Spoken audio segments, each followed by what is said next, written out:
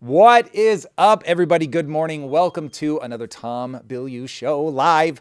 We are coming to you from London. This is our last one in London. Drew is crying, man. I want to stay. We have had a good time. We've had a good time. I think Drew may have had a really good time. So light him up in chat. Get some of those deets. I'm not going to rat anybody out, but you guys need to figure out, why is London Drew's new favorite town? I'm just going to leave it at that. All right. In addition to Drew's many escapades here in the great city of London, we reportedly have the details of a potential agreement with Iran. We shall see. Unverified reports are that Netanyahu does not want a diplomatic solution and is going to strike Iran preemptively. I'm not sure why I'm laughing. That's terrible. We live in a clown show.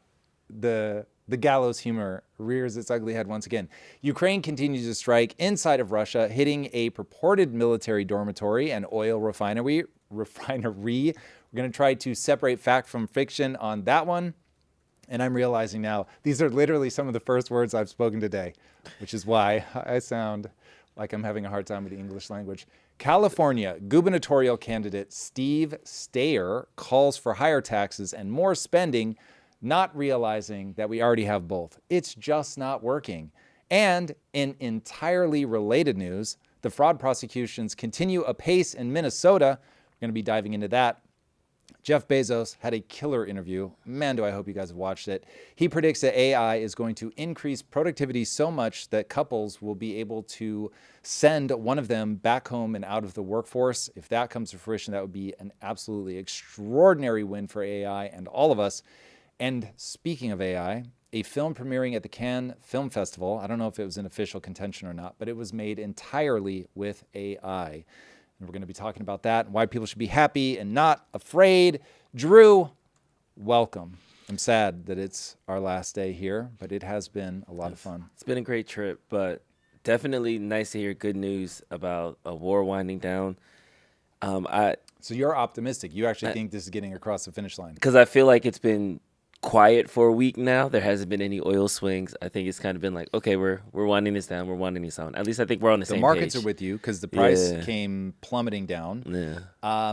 I am so cynical about this now because one of the bullet points is like, this buys us time to negotiate further. And I was like, they're never going to come to an agreement. So you'll forgive me if I take the cynicism. I blame you though, because the new deep dive about the bond yield really broke my brain because I watched that earlier this morning. Yeah, I was watching now for the editor, and it's crazy that a bond market usually breaks and then an economy collapses, and that's a very bad thing.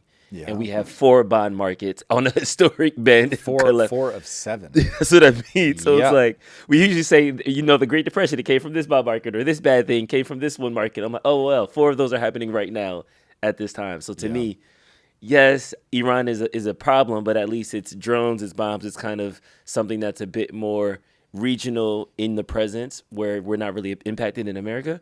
But if this bond market thing keeps going bad, prices, global equities, stock, like, it's a thing that's going to impact you tomorrow, your pocketbook tomorrow, like immediate. So yeah, it's a bit cut and dry for that. But we'll get to that. Let's jump through this Iran breakdown. Let's do it. You got it right, or are we gonna go through the beat by beat? I'm ready theoretically. Yeah. So for those of you paying attention, the U.S. and Iran are theoretically, that is the most that I'm going to give it, getting closer to a formal extension. I hate all the caveats, but that's where we're at. Nothing is real yet, but this would be a formal extension to the ceasefire that would supposedly give them time to negotiate a path forward. You will forgive my growing cynicism thinking that this is probably more to do with manipulating the bond market than anything else. Now, none of this is official yet, but here is the deal as reported by Axios, so take that for what it's worth. To be clear, what I'm going to walk you guys through is a framework. This is a letter of intent. This is not a final peace deal, okay? So this is just an agreement to keep talking. The terms of the offer go like this. 1, we would have a 30-day pause in hostilities. The current ceasefire gets extended for another month while negotiators try to work out a permanent end to the war. That's the beat that gives me the most pause, that makes me think we're just trying to drag this on.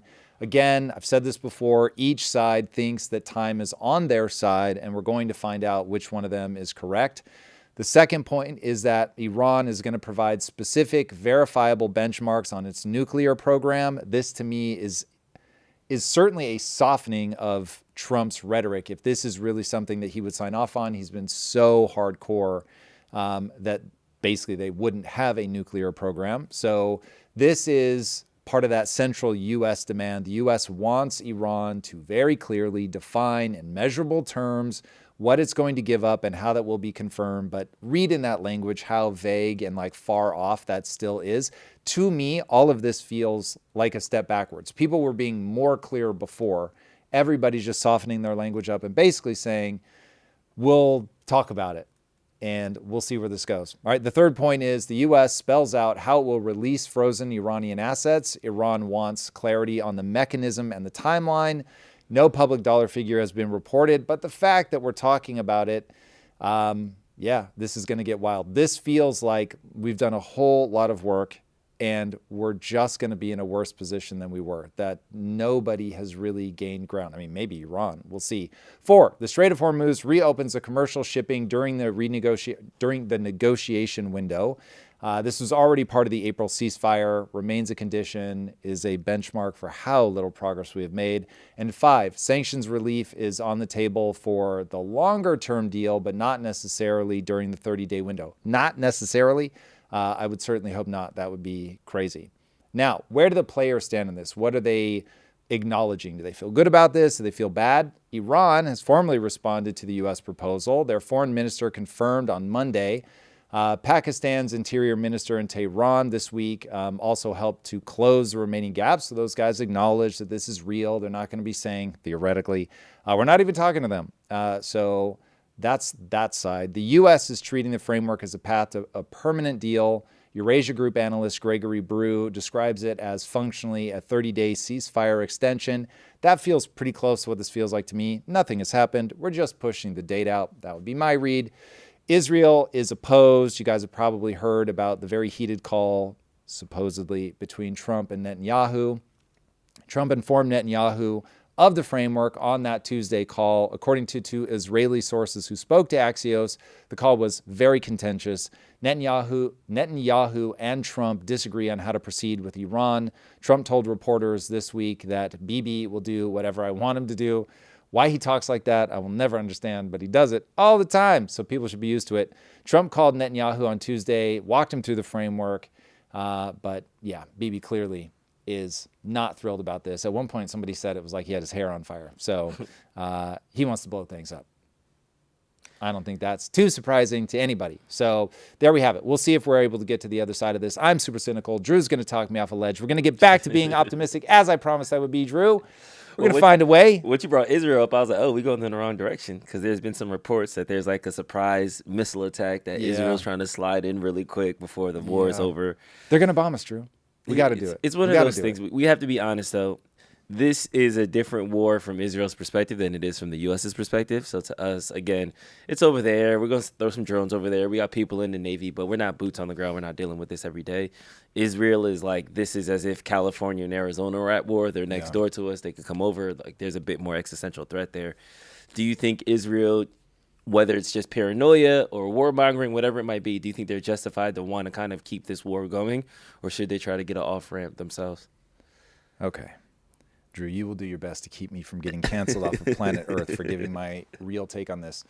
I think warfare, in the modern way that it's done, is patently ridiculous. It is largely done as an exercise of PR. And so historically, when countries went to war, the only question was, how much of this do I want remaining when I'm done? And they would just kill everybody, tear everything down. I mean, it was really, really horrific. Not that war now isn't horrific. War now is horrific. But the scale of the horror was something far worse in days of old. And so now it's as if there is some weird thing that echoes in human psychology that makes us still want to go to war, but you're not going to be able to get the victory that you want. And to me, this seems so obvious since World War II. So I cannot figure out where the wins are actually happening unless you adopt the Dixon framework. And so we just had Simon Dixon on the show. It'll be coming out in a couple of weeks. And it really is bleak in that he lays out a framework of groups of power. So you've got the military-industrial complex, who we know we've been warned about since the 50s. You've got the financial-industrial complex, which was an interesting ad. And you've got the technical-industrial complex. I don't think he would say that that is the sum total of the forces of power, but those are the three that he talks about all the time.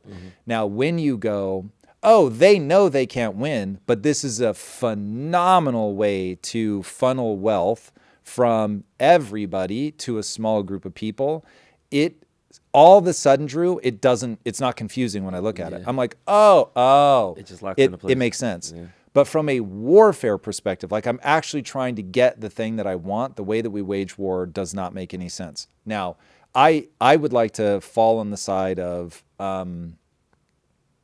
war is eternally immoral. But the reality is that humans will attack, and they will take whatever they can take until they hit sufficient resistance, either morally or physically.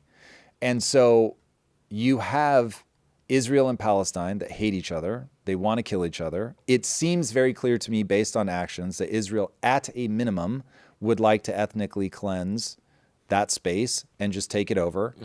And given the animosity and the hatred, yeah, I get it. Like, set morals aside. I understand that that is a horrible thing. I agree it's a horrible thing. But I also understand from a perspective of if you guys are constantly getting attacked, that at some point you just go, we got to get them the fuck out of here. And given the realities of modern warfare, they're always going to be like this manipulation of the public to try to get you on board and try to pretend that you're not like doing it. And so the farce of it all in an era of the velocity and volume of information that we have is just too much for my brain to handle because it somehow still doesn't stop it. Like, that's the crazy part. Like, we can be aghast, but it will keep going. And mix on top of that, there are no good guys.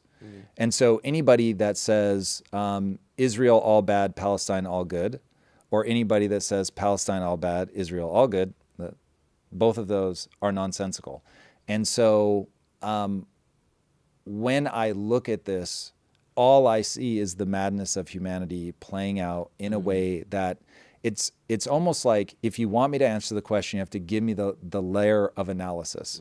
And so if you want me to talk about power structures, then I'll say, okay, you've got the West is extraordinarily good at wealth extraction, and you can see that being played out.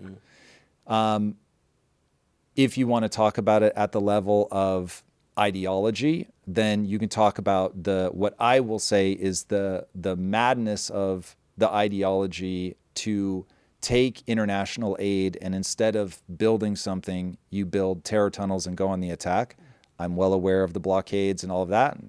The way that I see that still stands. Like, I would much rather have seen that go to building things up and trying to follow in the footsteps of Nelson Mandela and be like, yep, it's all unjust, but to become the oppressor is just completely illogical. You give up a piece of your own soul, so we're going to build something here. We're going to find a path to unity. I don't expect anyone to agree, but that would be my take at that level. And then if you want to talk about it at the level of the human willingness to kill and murder, it's just horrific. And so I'll apply that to Iran. I'll apply that to Israel, Gaza, the US. It's a total mindfuck. And then when you look at this is really just about wealth extraction and control of resources, and then everything just fits. It's really gross. Yeah, the wealth extraction black pill is something that, unfortunately, I feel like I've definitely swallowed. So listening to Simon, it just felt like it was confirming all my hidden beliefs. But I do think Jordan Sheffield said it in the chat that there is something to reimagining what we do with warfare. Like, there's no longer Napoleon, Hitler, I'm one bad guy and I'm going to take over the whole planet. just because there's weaknesses in that approach. So just with technology and things advance, you have to be more subtle in your deception. You have to be more subtle in your control. You have to be more subtle in your expansion. So I think that what we traditionally think of warfare, just like it used to be guys with swords running and smashing against each other, to people with guns and mobile units, and from Navy to air, I think we're now transforming into something else. It's no longer like, I don't want to say pure war, but I don't think, but if I look at it like Iran, there's no actual combat happening. It's more like mind tricks and infrastructure attacks. It's But even that, they're being changing very it. careful not to go Yeah. after the infrastructure, or I should say the U.S. is being careful not to go after the infrastructure. Iran is being less careful with the GCC nations. What I will say to that is I need to spend more time with it, but I have a really bad feeling that warfare now is a monetary game, that ultimately the quote unquote warfare. So warfare is I'm a strong man and I'm looking around me and I realize I can take what's yours. Yeah. And that game for about 100 years has stopped playing out on the battlefield. And bankers have gotten very smart at going, oh, I don't need to win militarily. I just need there to be buyers. Yeah, if you owe me And enough so, money, yeah, it would be the same I need to create a customer base. And so war is one of my customer bases. And I understand that people fight. And by the way, I understand that it's actually far more difficult now to get a victory. And so people are not going to use nuclear weapons, thank God. Obviously the best thing ever. But they're not going to do that. And so they're going to get into these stalemates and they're just going to keep like needing to supply all this weaponry. Oh, and by the way, it makes other people paranoid, which makes them want to buy more weaponry. And so the whole game plays out at the level of this thing that is a miracle. And that is the bad news. You would never want to get rid of the stock market. However, it also creates this ability to go, oh, I can profit off of this. Yeah. And so, oh God, Drew, I'm going to say something. I don't even know what to do with this. My dear beloved, the people that are watching, here's the great news. I hope if you hear my voice right now, you are one of the people on the bottom of the K-shaped economy, because you can get right off the bottom of that K-shaped economy by buying assets. And so all the psychopaths in the world doing all the crazy shit, you're actually in a position where you can make your life better by, you can buy the same Raytheon stocks that the bad guys can buy. And you can buy all the things that are going to be needed during the war. That's so gross. It's true. And so to say anything else would be a lie, but nonetheless, that is wild. That is wild. It's when Simon was like, you can look at their earning reports and see where the they're war using is going to go next. Yeah, where they're expanding their resources and where they're, and it's corporate jargon and spreadsheets. But then you start to say, wait, there's massive amounts of capital moving to Iran that's looking like it's going to extract into, and then you can literally kind of see the one in the two. So interesting.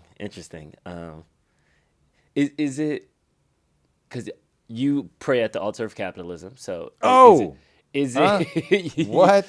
You are a capitalist disciple, so it's good. I have no beef with it. Did it hit you a little bit knowing that there is a speculation and a line of thought, a string of cause and effect that some people manipulate, even to the point of war, famine, stuff like that, in order to like make money and stuff like that? If you read history, you understand all of those things are always man-made. So the fact that people are doing it for money and power was not in the least bit surprising. That's the only reason anybody ever does this. Like if you look into Mao, it's just Mao was doing it for Mao. Now at least it's a broader set of people. But the thing that I find distressing is that I don't see the eject button. So I don't see the way to get out of it. Like I've now spent a year yelling into a microphone about what the cause and effect is, and people don't come back with superior cause and effect. They come back with emotion. And so given that, they're easy to keep in the state that they're in now, which is the fodder, the dumb money, the people to extract from. It's so wild. It's so wild. How do we make this awesome? Let's make this awesome. Okay, so no, we need to. Otherwise, I am actually going to go crazy. I'm with you. So okay, we're gonna make this rad. So I don't know that we can stop the locusts from going from one place to the next. So let me explain that. The way that money and currency and wealth work is they move from geography to geography, getting control of assets. Sometimes those assets are oil. Sometimes those assets are companies. Doesn't matter. They go from place to place. The mechanism by which they do it is central banking. And so they go in and the bailout is the point. Big government is the point. Fraud, waste, and abuse is the point, because that's how you get the need for the government to print money. And that means that you can watch it. You can see what's going on and you can understand how you can participate in that. And my hope is that it can be saturated. And so at some point, there's nobody left to steal from because everybody's in on the game. And that's why it's actually, even if Trump is the most corrupt president of all time, he did create the ability for kids to get in on the shtick. And so, at least at the individual level, everybody can play. Nobody has to be the sucker. Yeah. Nobody has to be the one left holding the bag. You just have to broaden your horizons far enough meaning the way that you invest, so that you're not trying to get hyper rich off of one thing, because they will fuck you on that, because they will figure out where all you guys think it's going, and they've got enough money that they can manipulate those prices and you'll get hurt. But if you're broad spectrum enough, you can protect yourself from it. Okay, that's option one. Option two is the eject button. I'm less confident in the eject button, so please take the following with a gigantic grain of salt. But this is the total sovereign individual. This one scares me largely because it's untested. Now, keep in mind, this is my single largest position, but I'm over here being sovereign with massive amounts of anxiety. So just keep that in mind. But that would be exiting out of the financial system. So Bitcoin would be the most stable, let's put that in air quotes, way to do that, to fight and resist at every conceivable turn, the surveillance state. All right, I will diatribe on this. I'm going to stop there. But we are going to be talking more about how to make this awesome. We're going to spin this. We're going to make this a good thing. This is a good thing. No, because I think that's what makes it real, is like the ultimate black pill, that it's okay. Is the white pill? It's nobody's fault. I'm not attacking you personally. The ultimate black pill is like, nobody's coming to save you. Money is a system. You could just hop on the system. Like it's like an escalator, and it's not gonna. You could get to the 10th floor, but with escalators, it just moves at one pace. Like it's a very 1, 2, 3, 4 like system. And I think too often we bring in our alt and our values, our beliefs, and all these other things into money. And I realize that money is, quote unquote, dirty in the way that it doesn't care about your feelings, it doesn't care about the blood, it doesn't care about any things. It's, if you do this thing, this is the outcome. If you do that thing, that is the outcome. And I think, well, that's not money, that's cause and effect. So the way to like gain money, like that, enter the system, you have to, and that's the ultimate black pill. Is that what you're saying? Yes, that it's, the game is simple and it's as dirty and as empty as you think it is. Like it's really just don't have cash, be an asset holder. And it's like, no, so you just tell me I just buy stocks and that's going to solve everything? Yeah, after a certain amount of time. I said, well, and it's just like, no, but none of that matters. Do you have enough stocks after a certain amount of time? And it's like, it's not a sexy answer, but it is that simple. Yeah. I don't know. Yeah, I will give you that. The only thing that I am just really, really hungry for people to understand what money actually is. Money is your ability to take your time, turn it into, is energy the right word? To turn it into the ability to move the world, to change the world. God damn it. I need an easy way to say this. Money is, and if anybody in the chat has an easy way to say this, please, by all means, say it. But you have your time and you need to turn it into something that you can spend on anything. Meaning you can spend it for food. You can spend it for pleasure. You can spend it for like real estate. And once you understand that, it's like discovering batteries. And so, or a cup, so that when it rains, you can store the water. And it's the ability to store the utility of your time across time. It's like body fat. Body fat is nature's way of not having anticipated refrigeration, or knowing that it had to span the God knows how many millions of years to get you to refrigeration. So it was like, just overeat now. I'm going to store some on your body and then I will release it. That's what money is. Money is like body fat. Money is a thing that allows you to store the utility of your time. Now, people don't like that everybody's time is valued differently. I understand that. But nonetheless, all of us are the problem. All of us have said, no, I don't value your time that much for that thing you did.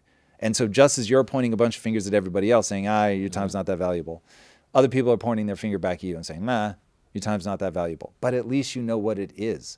You get what money is. So money isn't the dirty thing. The thing you don't like is the system that moves the money. Fair enough. That system is hyper corrupted. But money itself is dope. Money is your ability to turn your time into a flexible asset that can be used to get people to do what you want. Yeah, ipso facto to that. There it is. Please save money, guys. I know it's in sucks. Assets. I know it's hard. I know the system is corrupt and you work too hard and you should be making more and everybody's back. I get all those things. Yes, I feel all those things. You're heard.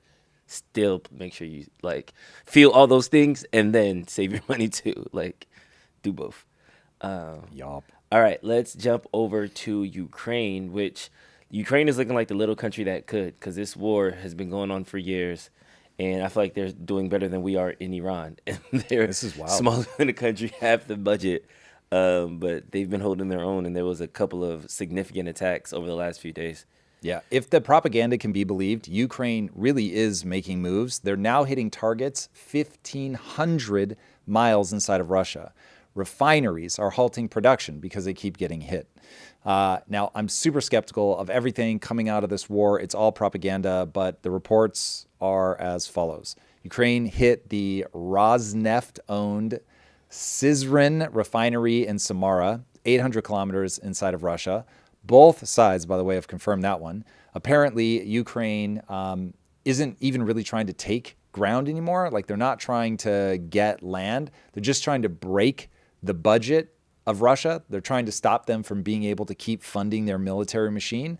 The second strike was a hit on a drone operator training facility in occupied Donetsk. CNN ended up geolocating the building, and the target does appear to be military.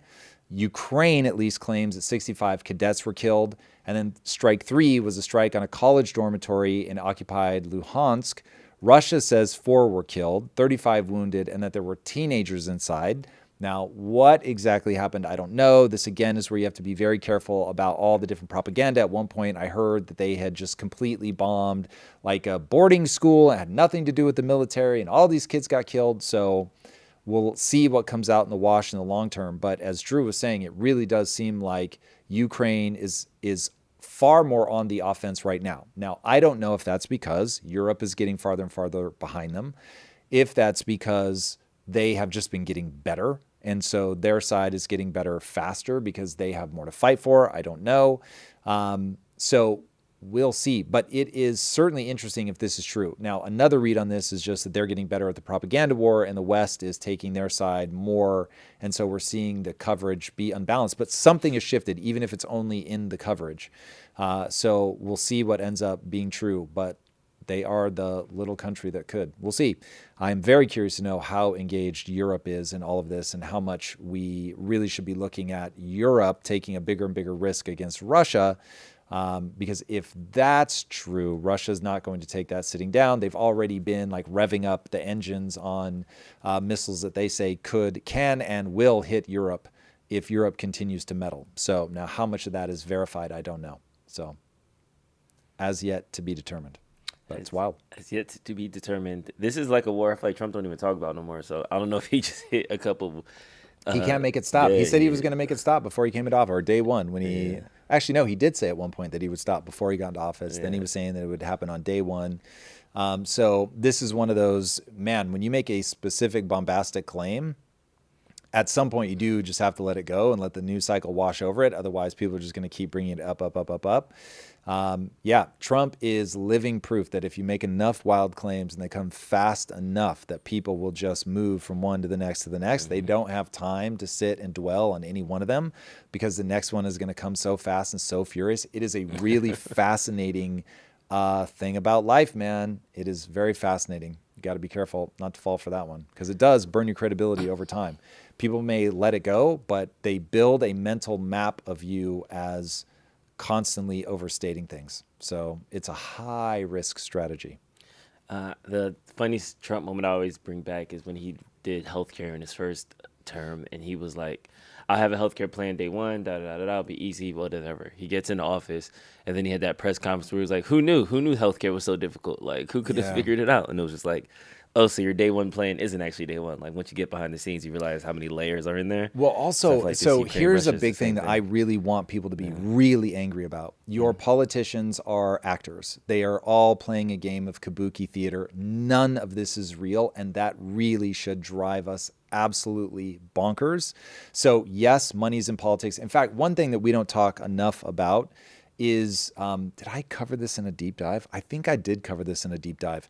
So one of the ways that the lobbies get to people, and I really do mean lobbies. I know everybody wants everything to be the Israel lobby. I don't buy into that. I think Israel's one of many lobbies that are out there causing problems. Shout out, by the way, to Bernie Sanders, who I can't stand, but boy, oh boy, do I like the idea of limiting money in politics. And he put something forward recently that would limit Super PAC contributions to 5K. Fuck yes, sign me up. I'm here for that. All right, having said that, you've got all these lobbies that are going after your Congress people, and they find them very early. They'll go find them in when they're in a county somewhere running for city council, and they'll go basically say, "Hey, I've got some money for you to run. I think you're a big up and coming talent. Can't wait to see what you do." And they're looking for people who are aligned with them. This is where I think people get it wrong. I'm sure that there is some grooming of people, and I'm sure that there's some I really like this person, and so I might find myself more amenable to that thing because I care about this person. They've been with me since I was, just coming up, and they supported me when nobody else did. But they also just look for people that actually think like that. And so they're going to support the people that already support those positions and help them come up through the system so that by the time they're hitting the national stage, they've shown over and over and over and over that they're willing to do the things that person, that lobby would want them to do. And so you've got that. So you've already got that problem in politics. And then on top of that, they will do and say anything that they need to do and say in order to get reelected. And that is the nature of the game.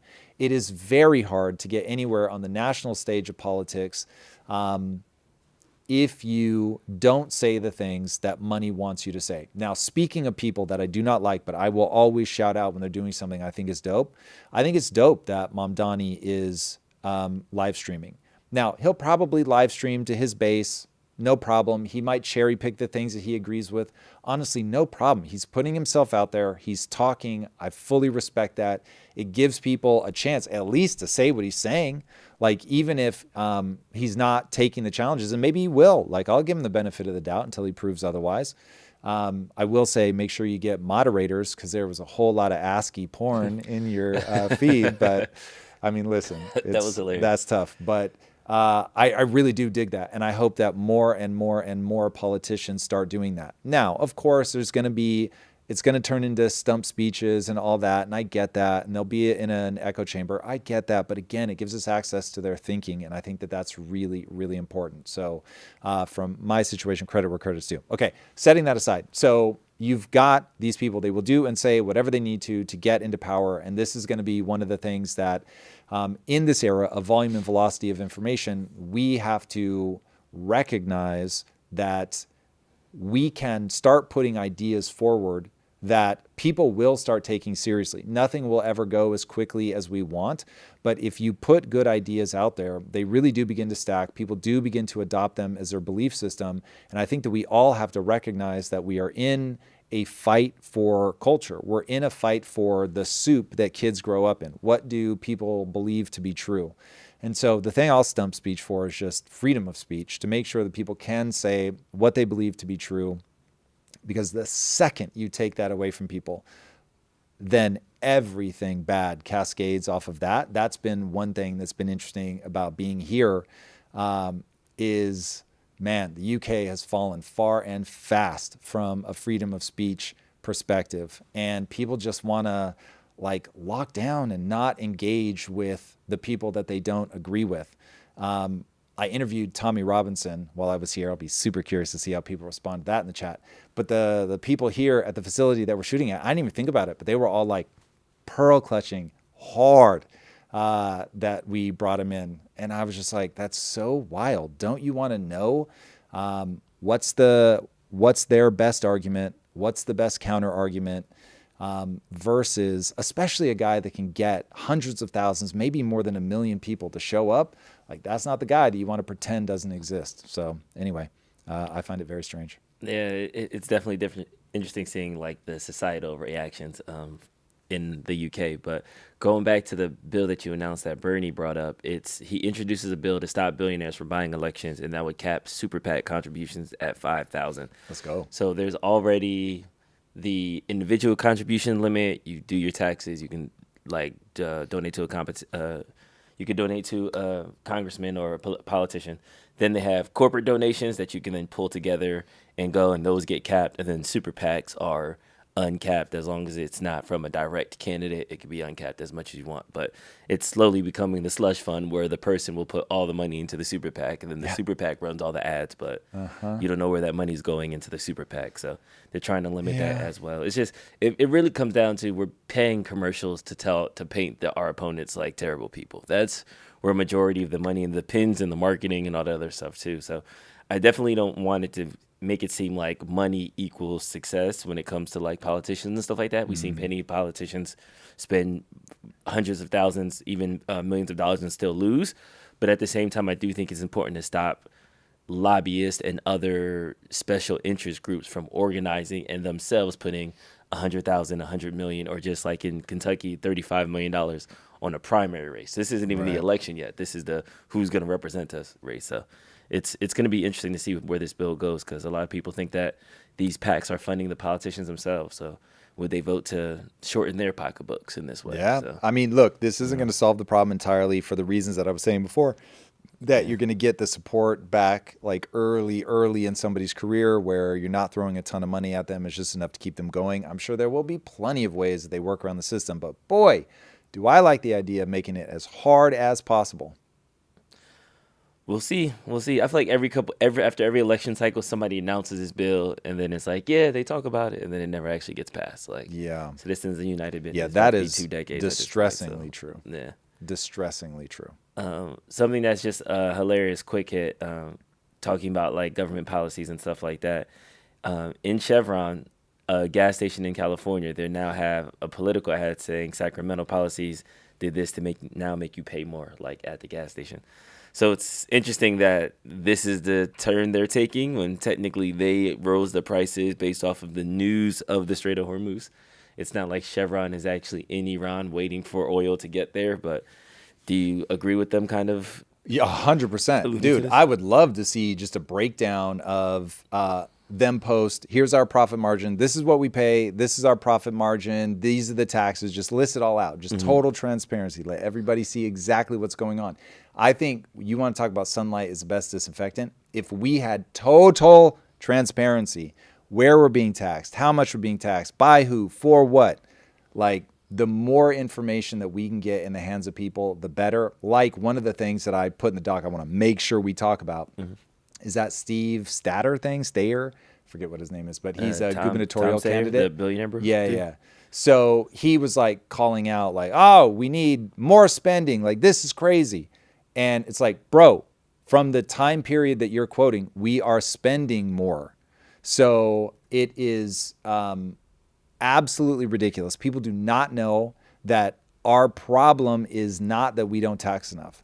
Our problem is that we spend horrifically. We have a spending problem. We are spending money on fraud, ridiculous amounts of bureaucracy. Like, it is crazy. Basically, the only time that we've ever had a more progressive tax rate, top tax bracket that we have now is after World War II. So yes, have we ever done a tax bracket of 94%? Yes, we have. When? After World War II.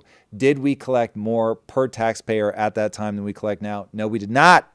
And that is the part that I keep trying to get people to understand. Like, when you look at, if you grab, so I put in the spreadsheet a link. There's a guy, awesome clip. He does a phenomenal breakdown. I think he's called like Quick Thoughts or something like that. This guy is rapidly becoming one of my favorite people on X.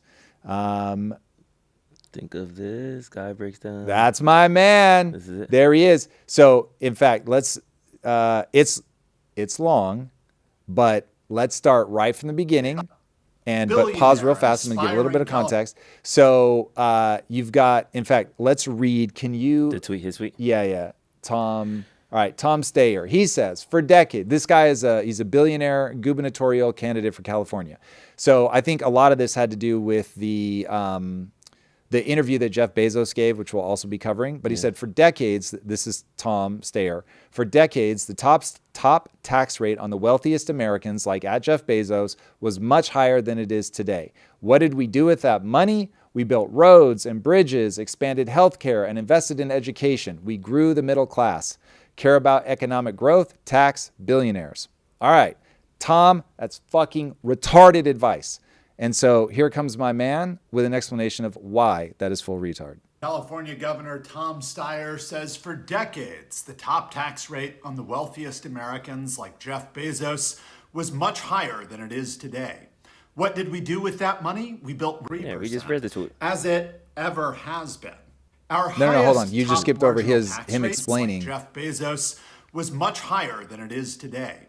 What did we do with that money? We built roads and bridges, expanded healthcare, and invested in education. We grew the middle class. One problem with this is that government spending as a percent of GDP is about as high today, 23%, as it ever has been.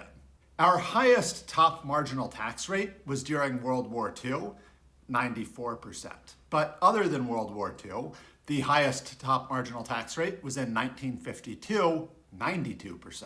So today, the federal government spending is a greater share of our economy than it was in the 1950s or 60s or 70s. So you've got an insane top tax rate, 92%. Today, you're spending more than you were then. And he's going to get into, but we're making more money. He will address that. I am talking per fucking capita, per person. We spend more now than we did back then. Anyway, I'll save more of that rant for later. So when Tom Steyer says we could spend more money, well, we're already spending more money as a share of our economy. Tom Steyer says, what did we do with the money? We built roads and bridges. Here's the federal budget for 1952. Transportation and communication is $1.7 billion. So $1.7 billion in 1952 has the same buying power, adjusted for inflation, as $20.9 billion in 2026. How much are we spending on transportation today? Is it more than $20.9 billion? Yeah. In fiscal year 2026, we have $71 billion on transportation. And note that this is fiscal year to date. I could use obligations for the fiscal year, which would make this even larger, but they might not spend all of their obligations. So I'm just using spending year. All right. So first of all, he's talking year to date, not even for the full year. That number is going to be grotesque. It will be way bigger. So we're already way over what we were when Homeboy was saying, oh, we used to do cool shit with the money, but what do we do now? Yeah, we spend even more on that. But people are rightly going to look around and say, hey, what the fuck, though? I don't feel like I'm getting my money's worth. Yeah, because so much of this is going to bureaucracy. The size of the government is getting so big. When you look at, this is like college. When you look at the amount that the college tuition has gone up, and then you're like, well, surely they must have a lot more students, and surely they must have a lot more teachers. Nope, they have a lot more bureaucrats. They have a lot more like middle managers, administrators. And so nobody's feeling the benefit of the expense. Like we have this brain dead notion that just spend more, and you're going to get better results. It doesn't work like that. There are so many problems to which the only thing you can throw at it is competence. You cannot throw money at it. Throwing money at it will only make the problem worse. All right, he's going to explain exactly how it gets worse. To date, $71 billion. Maybe you're saying, well, we have a lot more people and cars, so we need more roads and bridges. True. What we can do is get the population in 1952, about 158 million, and the population in 2026, 343 million. And then we can compare inflation-adjusted spending in these different categories per capita, divided by the number of people. And when I say these categories, what I mean is Tom Steyer's chosen categories. We built roads and bridges, transportation, expanded healthcare, health, and invested in education, education. So comparing those categories from 1952 and today, fiscal year to date, we find that we spend more in inflation-adjusted per capita terms on all three of those categories. 50% more on transportation, 800% more on health, 700% more on education. Bro, those so are not Tom small Steyer numbers. wants a high top marginal tax rate like we used to have so that we can spend more on roads and bridges, healthcare, and education. Well, we already spend a higher percentage of the economy than we used to, and we already spend more in real terms on all of those things. Remember, we're spending a larger share of the economy on the government than we used to. And the economy has grown a lot in inflation-adjusted terms. This is real inflation-adjusted GDP. It's going up. So the country's getting richer. We have more money in the country, and we're spending a larger share of it on government services, which is how we're spending more on all of those categories that Tom Steyer wants to spend on. One area where we're spending less, by the way, is national defense. So in the 50s, 60s, 70s, 80s, we're spending 12, 10% of GDP on national defense. That tells you how Today, it's terrified of more like Russia 4%. we were. Yeah. Okay, how about the middle class, though? Tom Steyer says we grew the middle class. True. And that's This bad. is wild. This graphic is from a Hold on. report from I the just American... stepped on one of his lines there. So he said we grew the middle class, and that's bad. He's going to explain why. Enterprise Institute. And what they do is they create 5 different income classes relative to the federal poverty line at the time. So poor, near poor is 150% of the federal poverty line. And then the other income categories are just greater and greater multiples of the federal poverty line. And the point that they're showing you, this only goes back to 1979, but I think it's good enough for our purposes. The thing that they're showing you here is that the middle class, our lower middle class and middle class buckets, those really are shrinking. We're shrinking the middle class. No. But you can also notice that the poor or near poor category, that's shrinking too. That's getting smaller. The groups that are expanding are the rich up at the very top. The rich are becoming more numerous, and the upper middle class are becoming more numerous. That's why I kind of jokingly said that growing the middle class was bad. Because what's happened since 1979, 70% top marginal tax rate, by the way, what's happened since then is that we've shrank the middle class by making people richer. There's fewer of the lower middle class, fewer of the poor, fewer of the core middle class, but there's more of the upper middle class and rich. Yeah, it's wild. So that the one part that I would disagree with him there is that when you start having the just huge discrepancy, it ends up being the discrepancy that starts creating a problem because your baseline expense for everything is all that you can benchmark off of. And if you've got a ton of people below that line and then a ton of people above that line, you just start to get a tale of two cities, and they won't tolerate it for long.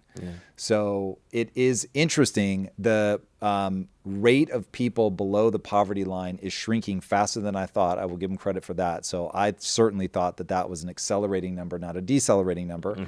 But when you are siphoning, like the people, the one thing he doesn't cover on this that is a huge distortion is how are the people that are getting wealthy, that are going up, and the answer is assets. And so I really need to spend some time with this data because it paints a rosier picture than I have a mental map for. That was my reaction, is that what he's saying is in direct controversy to what a lot of conflict and to what a lot of people are feeling. I'm feeling like I'm not stretching as far. I feel like I'm getting poorer. I feel like things are working. The thing is, that is true. Now, for the last 4 years, it wasn't, because for the last 4 years, people in real terms were getting wealthier. It flipped negative again. And so is some of this delayed sentiment? I don't know. We'll have to look at that. But I keep coming back to the stat that I think should set off alarm bells in everybody's head, which is that 10% of people own 93% of the assets.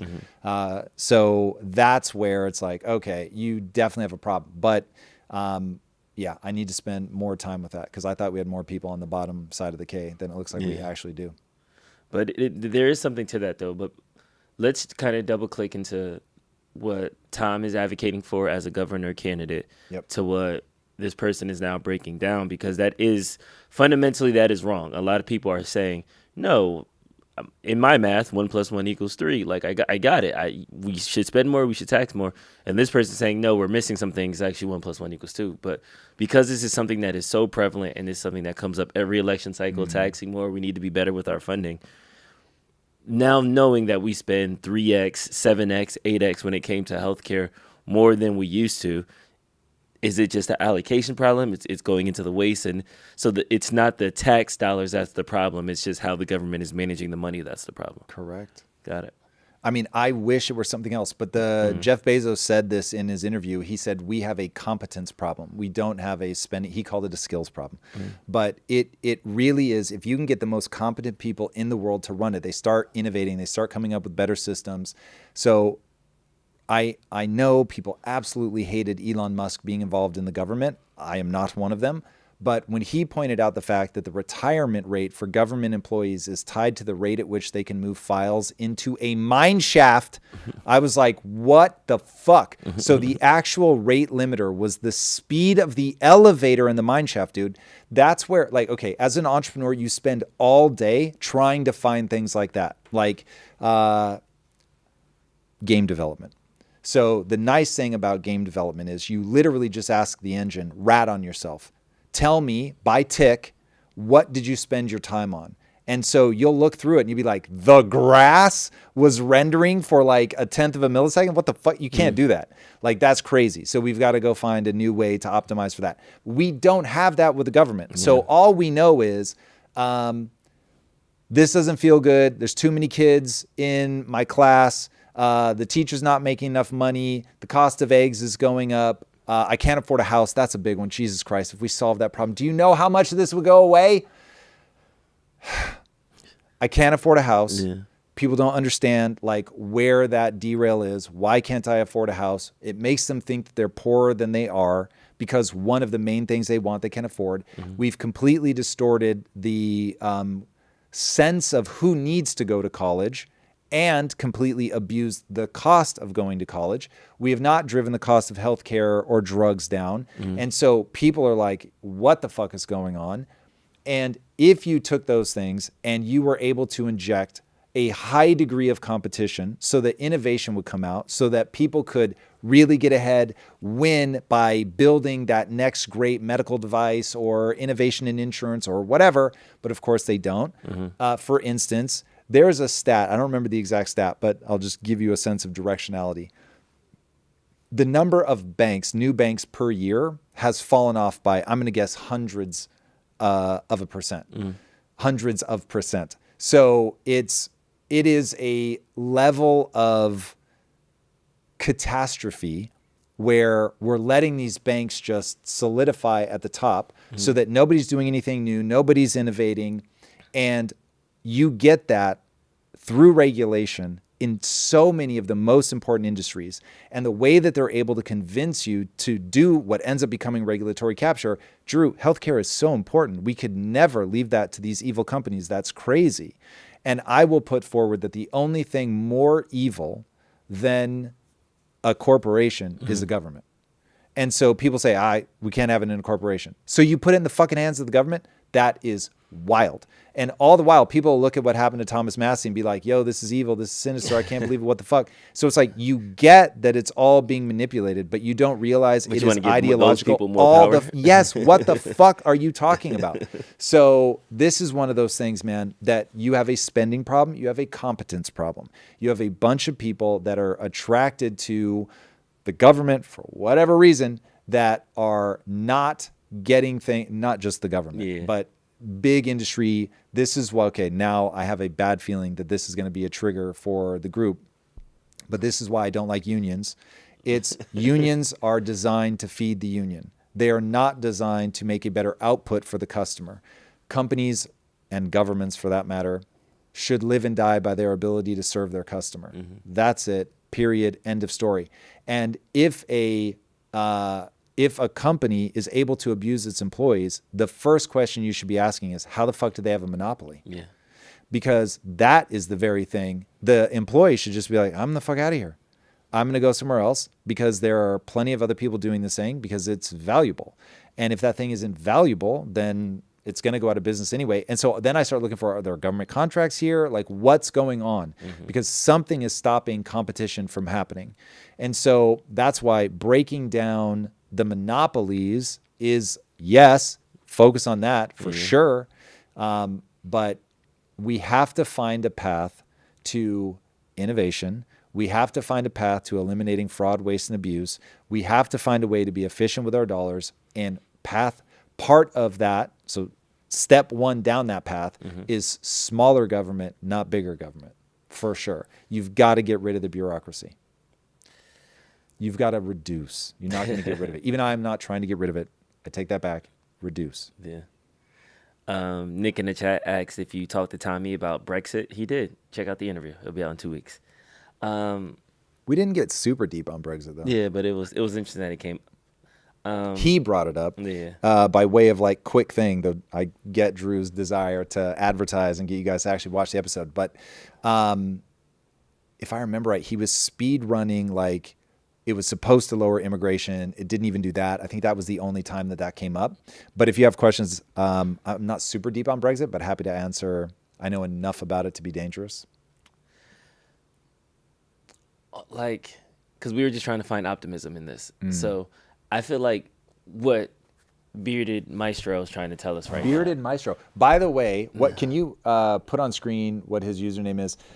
Check this guy out. I think he's pretty small. It's Quick Thoughts is like what you see, but it's LTHLNKSO. Yeah, that's hard. Yeah, he's super small. This guy somehow got on my feed, and he now comes up a lot. I think he's great. Like, he really does the research. So he's communicating good news in this way. Good news that there is upward mobility in the economy compared to 1952 to these tax rates. So we are doing better than what we might feel. But the anxieties of the economy are real. The yields are really scary. AI taking over labor is scary. We do have some rough hills in front of us. Where do you think that balance is between internal like stability and keeping an even keel versus being super paranoid or over prepared about what's coming next? Like, how do I balance being my squirrel and just hiding my nuts versus like, okay, I need to be an early adopter and I need to get out there and run around? Well, so everything, when I look at the economy, well, let me describe to you what I do with my money, and then people can decide what I actually believe. Okay, so I have a huge amount in crypto. It's my largest position. And by that I mean mostly Bitcoin, some Ethereum. Outside of that, I don't keep buying, so I'm not on the sailor train. Over a several year period, I bought, and I had a certain amount that I was going to dollar cost average in. Once I hit that amount, I was like, that's it. And I have stayed. I haven't done anything meaningful since then. Is it possible I've done some up and some down in some small way? Yes, but nothing insane. Then I try to be very broadly placed because I do not trust myself to see the future well, but I'm super paranoid. So I have roughly 3 years in cash. When I say on hand, I do not mean at my house.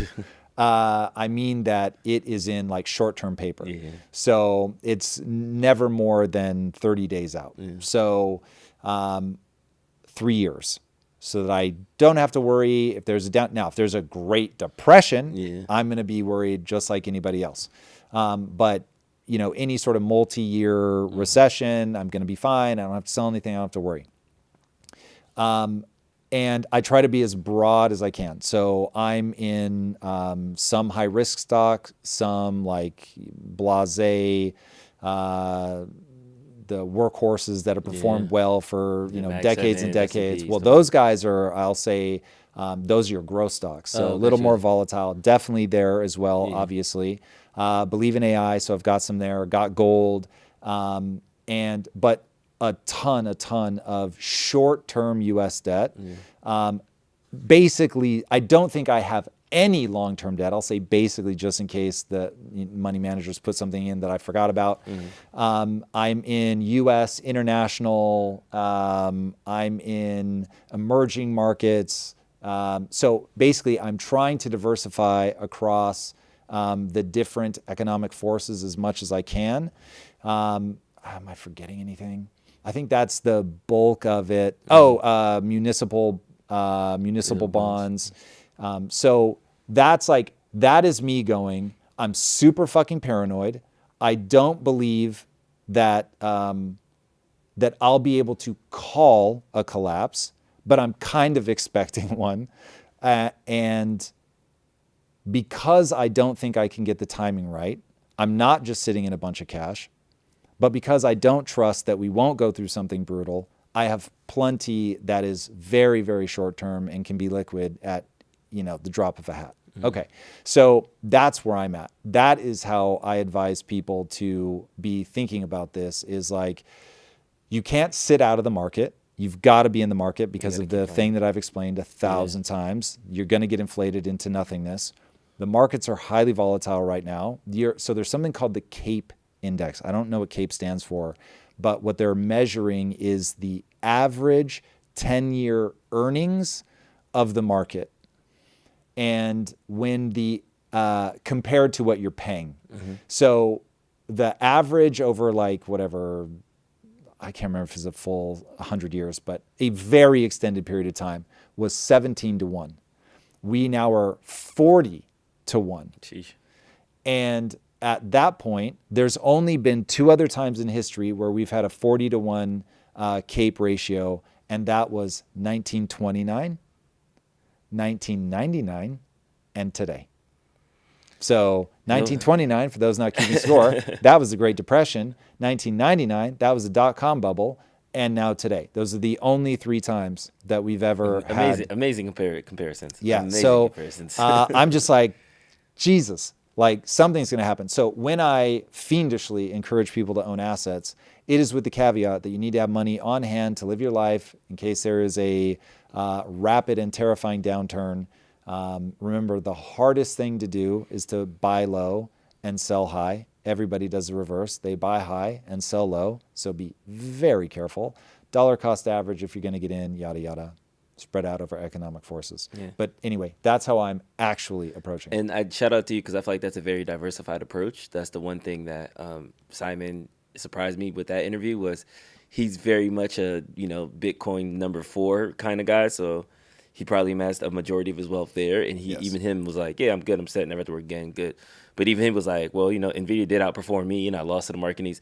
So even somebody that is extremely wealthy and successful in that way still has missed those moments and things like that. So I think that should give everybody a little bit of ease, that you don't have to be perfect. You don't have to win every game. You just have to win your game. So pick your lane, get diversified, whether it's you need to get more money up or you're trying to invest what you already have. It's not like a one-size-fits-all thing. Just get your lane and just keep.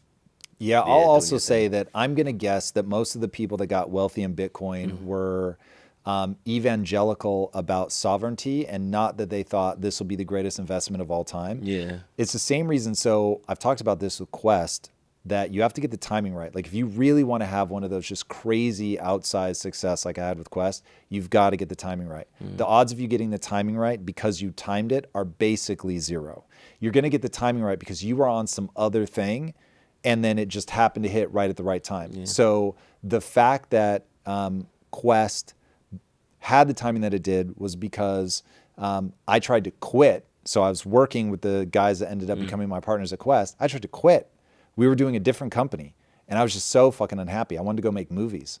So I go in and quit. They're like, no, don't quit. What would have to be true for us all to work together? And I was like, well, we got to sell this fucking company because I'm not going to keep doing this. And so the answer ended up being Quest. And then I was like, listen, my whole thing is I want to tell stories. So I know this is weird, but I want to, there's this new thing coming. We now call it social media. It was not called social media back then. And I was like, I want to use that to tell stories. And we now call it community. I didn't say that, but I was like, I want to use the words of today. I want to build a community by being authentic. And again, not the words I was saying back then, but that's what I was getting to. I just kept saying, I want to be myself. I want to be myself. I don't want to be a slick marketer. I just want to be myself. And so I'm like, I want to tell these stories. Yes, I get it. It's a protein bar, but like, I want to tell stories about this. I want it to mean something. I want the brand to be who we really are. And so, again, not doing it because I'm like, oh, this is going to be like social media is going to be on the rise and all that's going to be great. And because we were trying to eat something that was metabolically real, it just happened to be timed perfectly with the world waking up about sugar. So when we first made it, we're like, well, we know at least 3 people will eat this, meaning us 3 founders. We're like, we don't know if there's a big market. Now, we were business savvy because we'd been in business a long time. So as it started to pop, like we knew what to do. But the timing on that wasn't about going, oh, I get it, cynical, I'm just going to go do that thing and this is going to be big. Same with Kaizen. Kaizen could flop because I'm building the game I want to play. And it's the only way. So I once watched a guy just completely get destroyed as an entrepreneur. And I watched him lose confidence in himself. And I was like, ooh, when you can no longer trust your intuition, it's game over because you've spent your whole life training yourself to, like, when you have a fast read and it's different than everybody else and you end up being right, that's when you win. And so if you have a fast read on something, but you don't trust yourself, you've got no shot. You're always going to be following. And so to be out ahead of the pack like that, there's a bit of survivorship bias that makes it seem like that person saw something that they didn't really see. They were probably seeing something else. They were probably going, I've always take Elon Musk. I've always wanted to do this thing and it's now finally technologically possible. That is not me trying to take anything away from Elon or even to downplay my own accomplishments. It's just that there becomes an outsized effect because you were onto something other people didn't give a shit about long before they cared about it. Like Elon made electric cars cool. Electric cars weren't happening and he's like, oh, I'm going to get it. The timing's right. He was like, I'm going to do this fucking thing because I want to do this thing.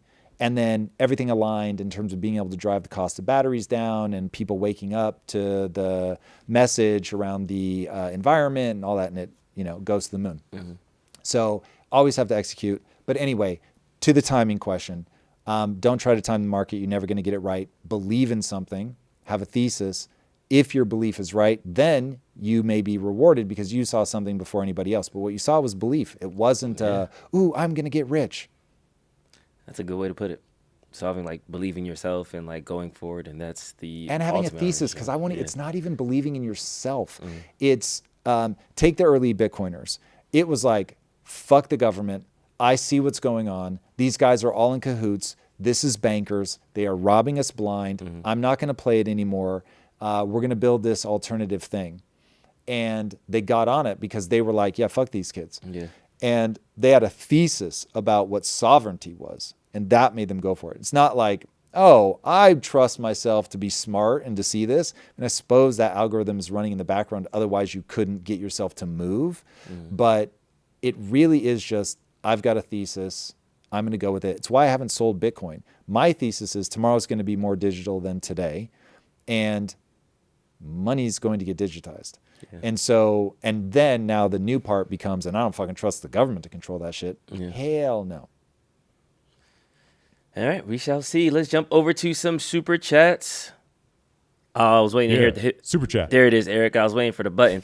All right, first we got LeBlanc. Have a beautiful and wonderful day, everyone. Positive vibes all around. LeBlanc, God damn it. I hope you are awash in good things. He could secretly be a psychopath, but I know I say this a lot when he comes up. This is very lovely of him to do. I got to interact with him for a long time back when absolutely nobody followed me when I was streaming. And he was there day in and day out. What a lovely dude, at least as I have interacted with him. And he's a veteran, if I remember correctly. And so all my respect in the universe. Shout out. Thank you for your service. Kev in the house. Tom, I finally bet on myself. Super chat. And started Clear Path Solution, helping local businesses get better websites and more leads. But this economy keeps making me question my timing. How do I know if I'm being realistic or scared? I feel like you kind of just answered this. But. Yeah, you're being scared, so don't worry about that. Just don't do nights and weekends. Do nights and weekends. If you've got another way to make sure that you're making ends meet, and then do that on the side, that would be my advice. So Kevin, please do not think if you're struggling now that means anything other than you need to keep experimenting. So this is what I call the physics of progress. The only way to make progress is to try a bunch of shit. A lot of it's not going to work. Pivot until you find the thing that does work. So you're going to get better. That's the thing. Remember, the only belief that matters. If I put time and energy into getting better, I'll actually get better. So whatever you've done now, this is the worst you're ever going to be as an entrepreneur. So just stay focused, keep doing your thing, figuring out what's working, what's not. But if you just keep coming back to, there is a solution to this problem, you just have to find it. And then never try to get the sale. Try to be so fucking good that you know those people are going to recommend you to everybody they know. You'll focus on the right skill set at that point. So yeah, great time in the economy. It's never been easier to start a business. AI will help you turn over way faster with way fewer employees than you'd ever be able to do ever.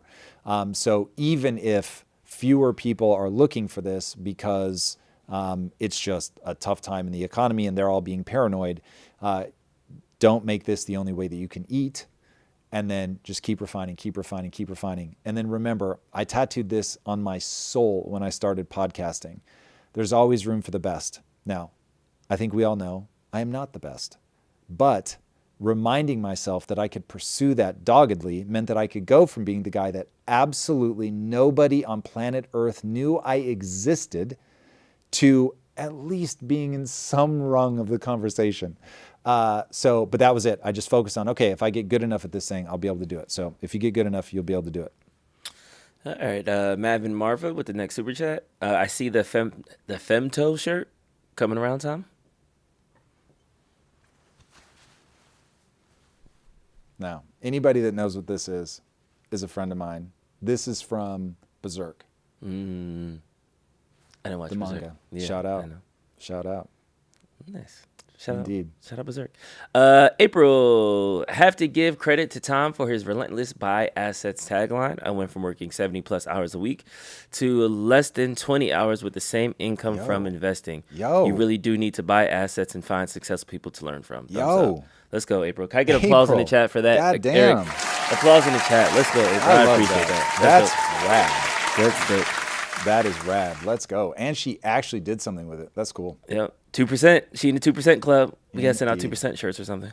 Patrick writes in. Drew was cooking there with the money discussion. I'm always cooking, Patrick. Stop that. Started to sound like Francisco de Acana for a second. LOL. Great compliment, by the way. Love you guys. That's the dude from Atlas Truck.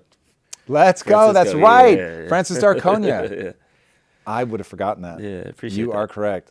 Let's go, Patrick Wright. Dr. QQ said, Tom, it's not a competency issue. My friend works for the government. No one cares since they are a union. They still get huge raises, promotions, every little holiday, and pensions regardless of effort. Well, okay, so let's say that they're all secretly super competent, but they just don't do anything with it. Sure.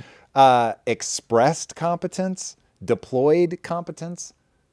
So, yes. Yeah. But I agree. This is why I don't like unions. Anthony XX88, curious on scaling property tax based off of properties owned, all jail and prison as a assigned workforce to compete, and politicians get high pay, but lose the privilege of privacy on finances. Where are you seeing this? Scaling property tax based off properties owned. Okay, so the more properties you own, the more property tax you pay. What do I think about that? That's certainly, I don't think it's a good idea with multifamily units, but single family homes maybe seems reasonable. If BlackRock wants to own everything, make them pay ungodly amounts of money, feels reasonable. All jail and prison as assigned workforce to compete, like the workforce of the prisons compete against each other. Something feels weird about that one. I'd have to plus prison systems are private and funded. It's weird. So they're already assigned.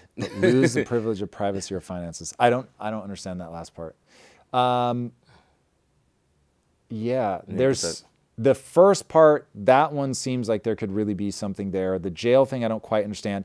I think that on the jail side, you're going to run into people get very weird about people in jail working, though I think the people in jail are actually grateful to work. I'm not talking chain gangs, but I'm saying like being able to get out of your cell, being able to go do something. And if you compensate them with a reasonable wage, which we don't, I'm saying if you did, that could actually be pretty interesting. But you would have to come up with some system, God, because that would be abused so quickly. I do like the idea, man. Okay, I'm just going to live in a fantasy land for a second. In a world where you were giving people meaning and purpose, and you were actually giving them like jobs where they could take pride. Like, have you ever seen those things where they let them adopt cats? I don't know if they still do them. God, I hope they do, and that it's all gone well. But my understanding, in certain prisons or a prison, if you earn it with good behavior, they will let you adopt a cat. I don't know how often you get to interact with it, but they let these people take care of these cats and stuff. And these guys like go to the ends of the earth to look after these cats and treat them well and all that. And I just thought, yeah, that's dope. Like, I'm a big believer. We are automata, so we're going to respond to stimulus. And if you're isolating people and putting them in an insanely violent environment, they're going to come out way worse. And so if you can find things that make them love and care and feel attached, look, I get it. There's going to be people that mentally are not in a space, are not going to be able to handle it, too damaged, whatever. But if you have some sort of filtering mechanism. So anyway, getting them jobs where they could be beneficial to society, teach them a skill, I think it would be dope. Nice. Like, I'll just remind everybody, if you don't know Wall Street Trapper, look him up. Wall Street Trapper in prison has a cellmate who like basically just gives him shit for like, you gangbang kids, you're so fucking stupid. You guys don't even understand how the system works. You've got to buy assets. And now Wall Street Trapper has built an incredible career as an investor. In a single trade, he made $1 million from like the streets of New Orleans to prison to making $1 million on a single trade. Fuck yes. Shout out to my man. Crazy. Kenneth Barpus, I think I can train an AI to do most of my job. If I develop something on my own, how do I approach trying to sell it to my employer? If I did it on company time, they would own it. Yeah, so don't do it on company time. What you may have to do is quit that job, turn it into a solution. I don't know how bespoke it would be to that company, but I would say this is a really interesting idea if it's something that a lot of different companies could use, because then if one says no, if 10 say no, if 100 say no, that you've still got other opportunities. And then if one says yes, 2 say yes, 3 say yes, you've really got a business. So you could do something like that. The alternative approach, if you can't afford to do that, would be to go to your employer and say, listen, I think I can build this thing, knowing that they're going to have ownership over it. Then you figure out if it's a patentable thing that you want your name on the patent, you can pre-negotiate that and just say, look, if we are able to get the patent, I would want my name on it, blah, blah, blah, get it in writing. And then you can also try, hey, I want to do this, but I want to be incentivized from owning the IP. I'm going to be doing this on nights and weekends on my own time. So let's agree. In fact, here's what I would really do. Let's agree on the metrics that would get me a raise at my next review. I want to know exactly what I would have to accomplish, where you would say that was exemplary performance. That's worthy of whatever a raise is for you guys, that it would be like the upper end of that, where you guys would be like, these are KPIs that if you hit, like, oh my God, we'd be ecstatic. Then I would say, amazing. I'm going to hit those KPIs. And by the way, I would like permission on my nights and weekends to build this thing. And if I were to hit those, and they need to be objective KPIs. Do not put yourself in, I don't know if you know the whole drama with Crafton and, Subnautica 2. But anyway, you can get yourself in a position where they try to fuck you over. So they have to be like actually metrics that you can provably hit. And then say, if I hit those and deliver this thing, then I want ownership, or I want to be paid like this, or whatever. That is something you might be able to do. They might be a little weird. That's why I say my first option would be, if you can exit the company, build it, and then sell it back to them and 100 other companies just like that, you're in a much better position. But always start by negotiating the KPIs that they consider exemplary. All right, and last we got one more from LeBlanc. I'm spending my time plotting to make a local AGI AI assistant, so kind of going down the evil genius path at the moment. Heard Kaizen is going solo, like solo play, or a single player. But it's good to hear all the positive vibes from both you and Drew.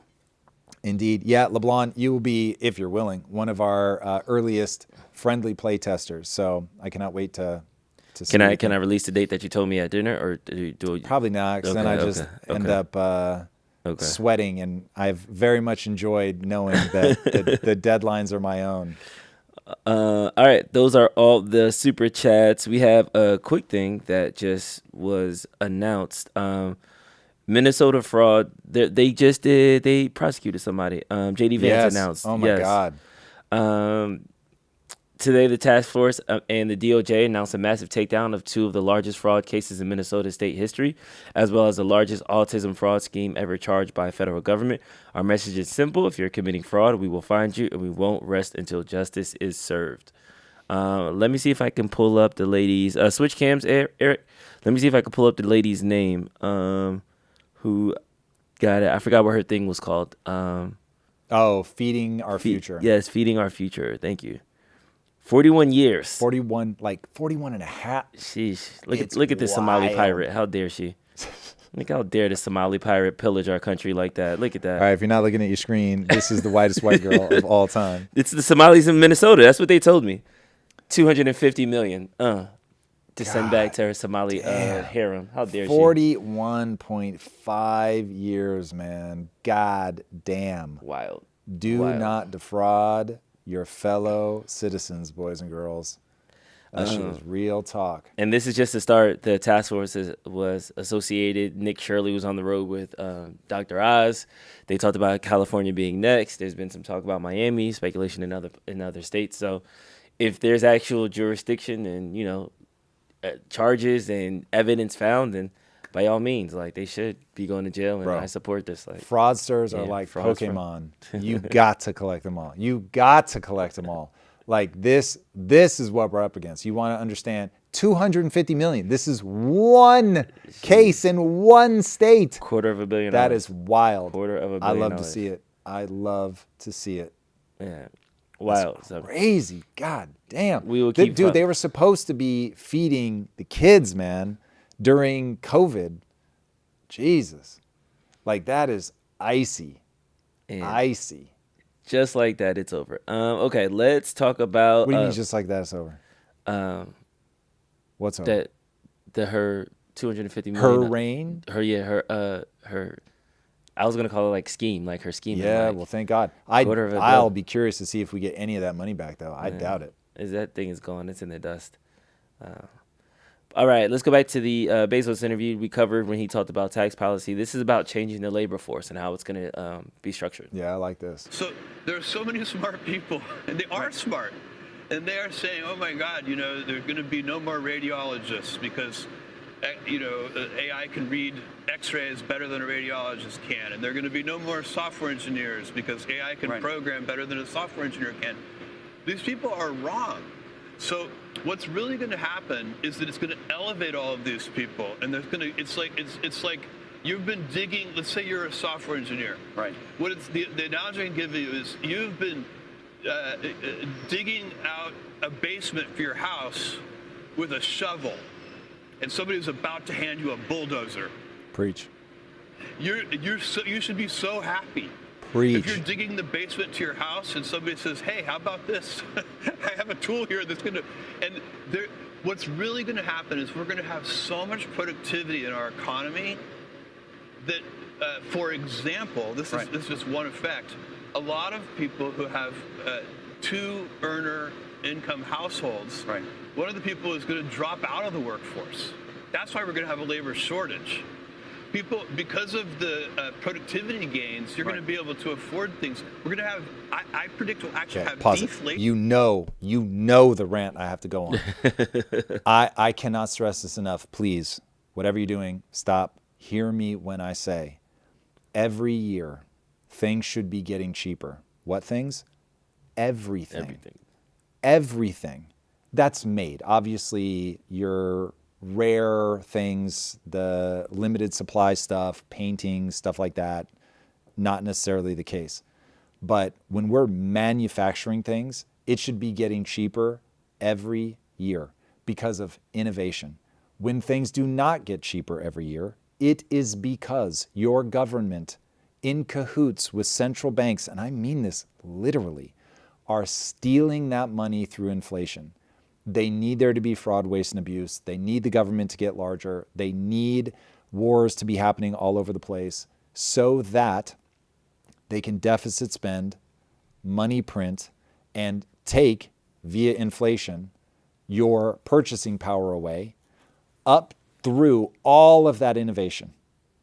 And so when they say that it's, inflation is only 2%, what they mean is, we've stolen however much it would have gone down. Maybe it would have gone down 2%. And when they say 2% up, it's really 4%. Maybe it would have gone down 5%, 10%, more, who knows? But they're burning through all of that innovation, plus 2% or 4% or wherever we are. And the fact that people think that deflation is a bad thing, they have sold you a lie. Crisis-led deflation is bad. Crisis-led deflation is bad. Innovation-led deflation is awesome. You should want more of it. You should want things to get cheaper, not more expensive. Right now, it's getting more expensive because they're stealing from you. That one really, it doesn't land, does it? It doesn't land. I just can't convince people. And they're going to be like super mad. Oh, bro, I can't afford anything. I've explained it. I've explained it. Let me tell like you over and over and over. And yet, we're still going to act like, well, what we just need to tax more, Drew. We need to get like more people in the government. That's the only way. It's the only path If we just forward. gave them more money. If we just But gave them more money. let me dictate how they're going to spend more money, and it's Correct. all going to be fine. And it's all going to be fine. It's all going to be fine. Yeah. It's Jeff, yes, what you're saying is correct, right?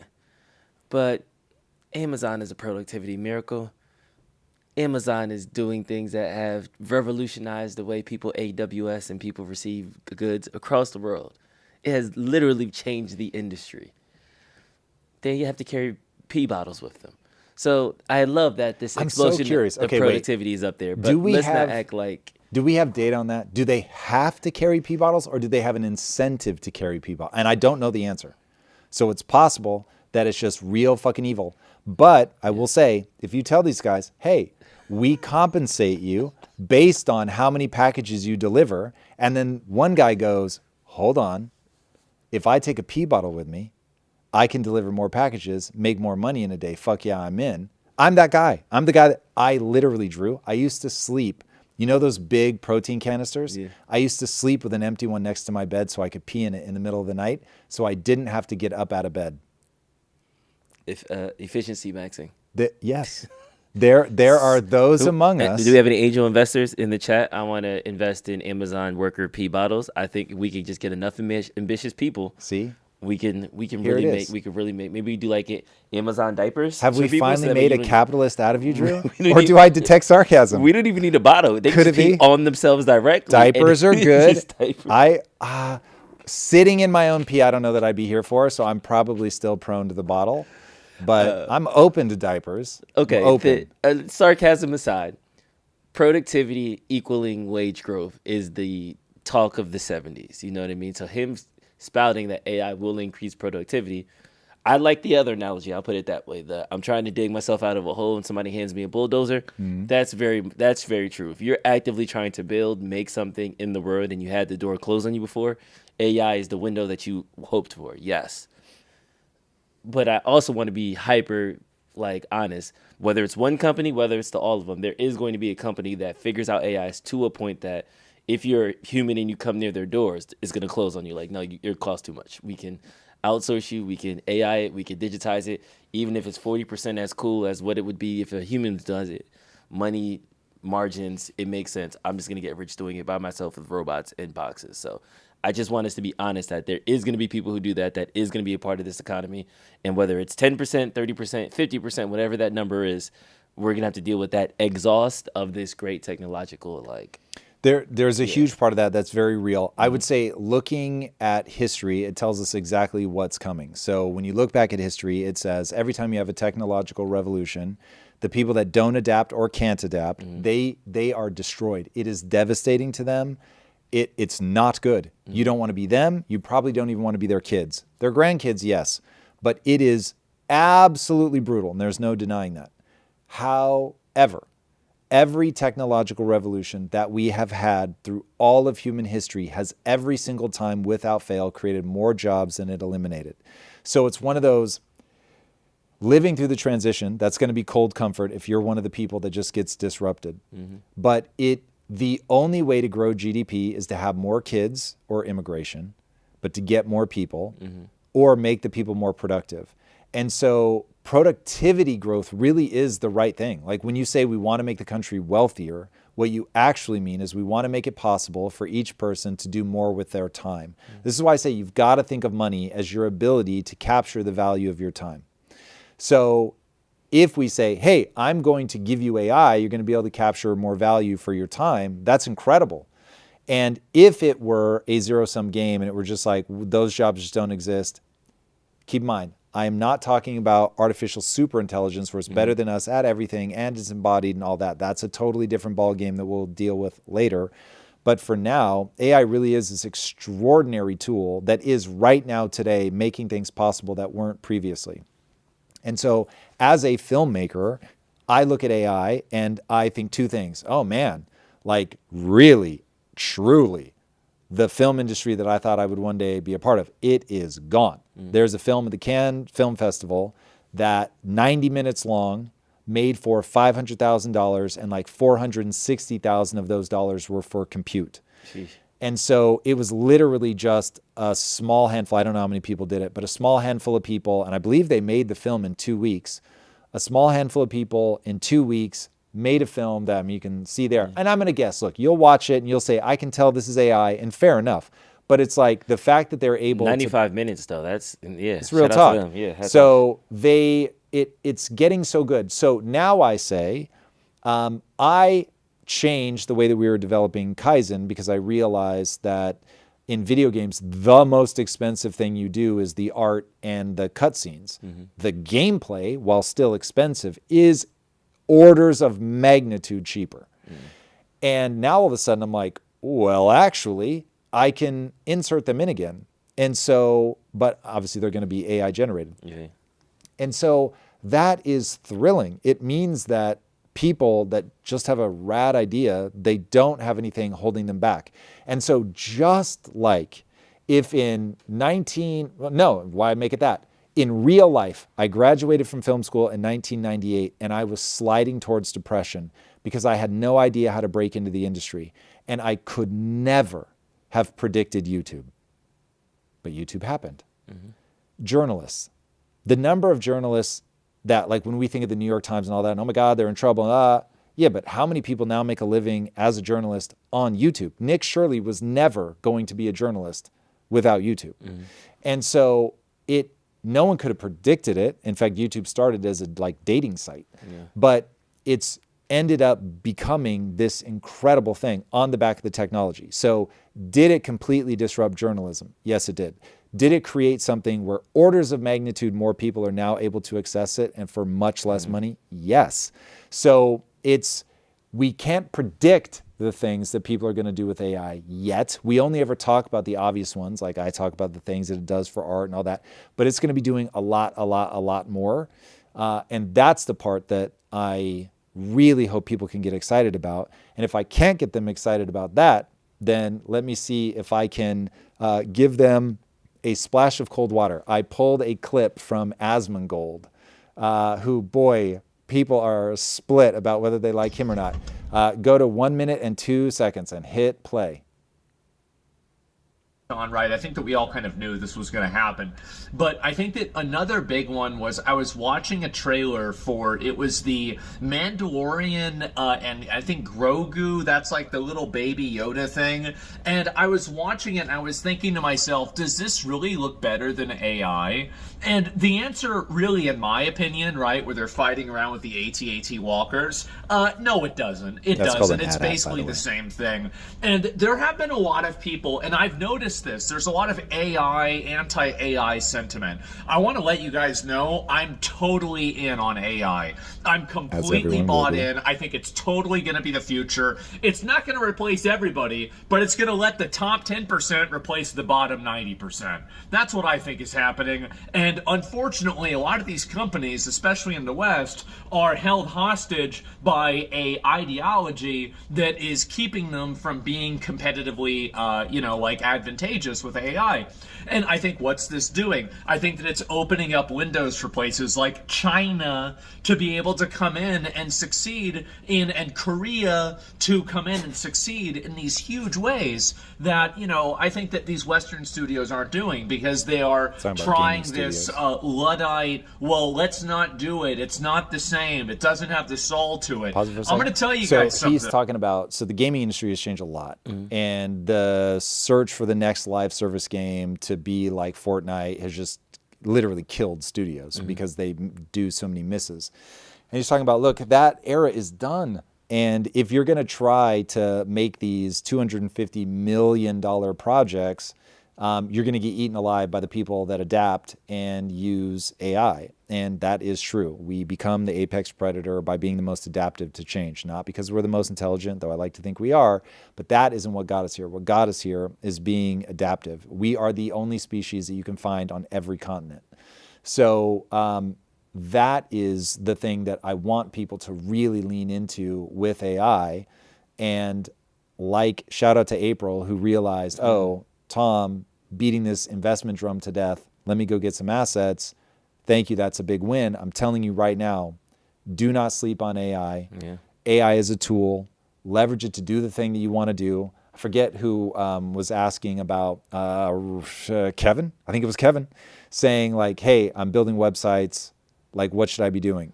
Never a better time because of AI. AI is making this stuff possible. And so, look, shameless plug. This is exactly what I teach people to do on Impact Theory University, is leverage AI. Like, there is a way to do it now that simply did not ever exist. I don't want to see people miss out on this opportunity. We have to talk about the other side of AI. And AOC held up a brown-looking jar of what she claimed to be Georgia's drinking water now after a data center was constructed. I thought you said George. And I was like, who the fuck is George? Why is he drinking it? Georgia, got it? Georgia, yeah. So there's been some speculation that data centers have caused changes in like cancer rates, things like that. It's been very early. I haven't seen any like verified studies, but there is the unknown environmental health impacts of data centers being 24/7 operational in their families, in their schools, their waters, stuff like that. I have a jar right here. This is the current drinking water in Morgan County, Georgia. Then your filtration system is full retard. Right after a data center was constructed, the metadata center was constructed. The only difference between the clean water and this was that data center. I have another one as well.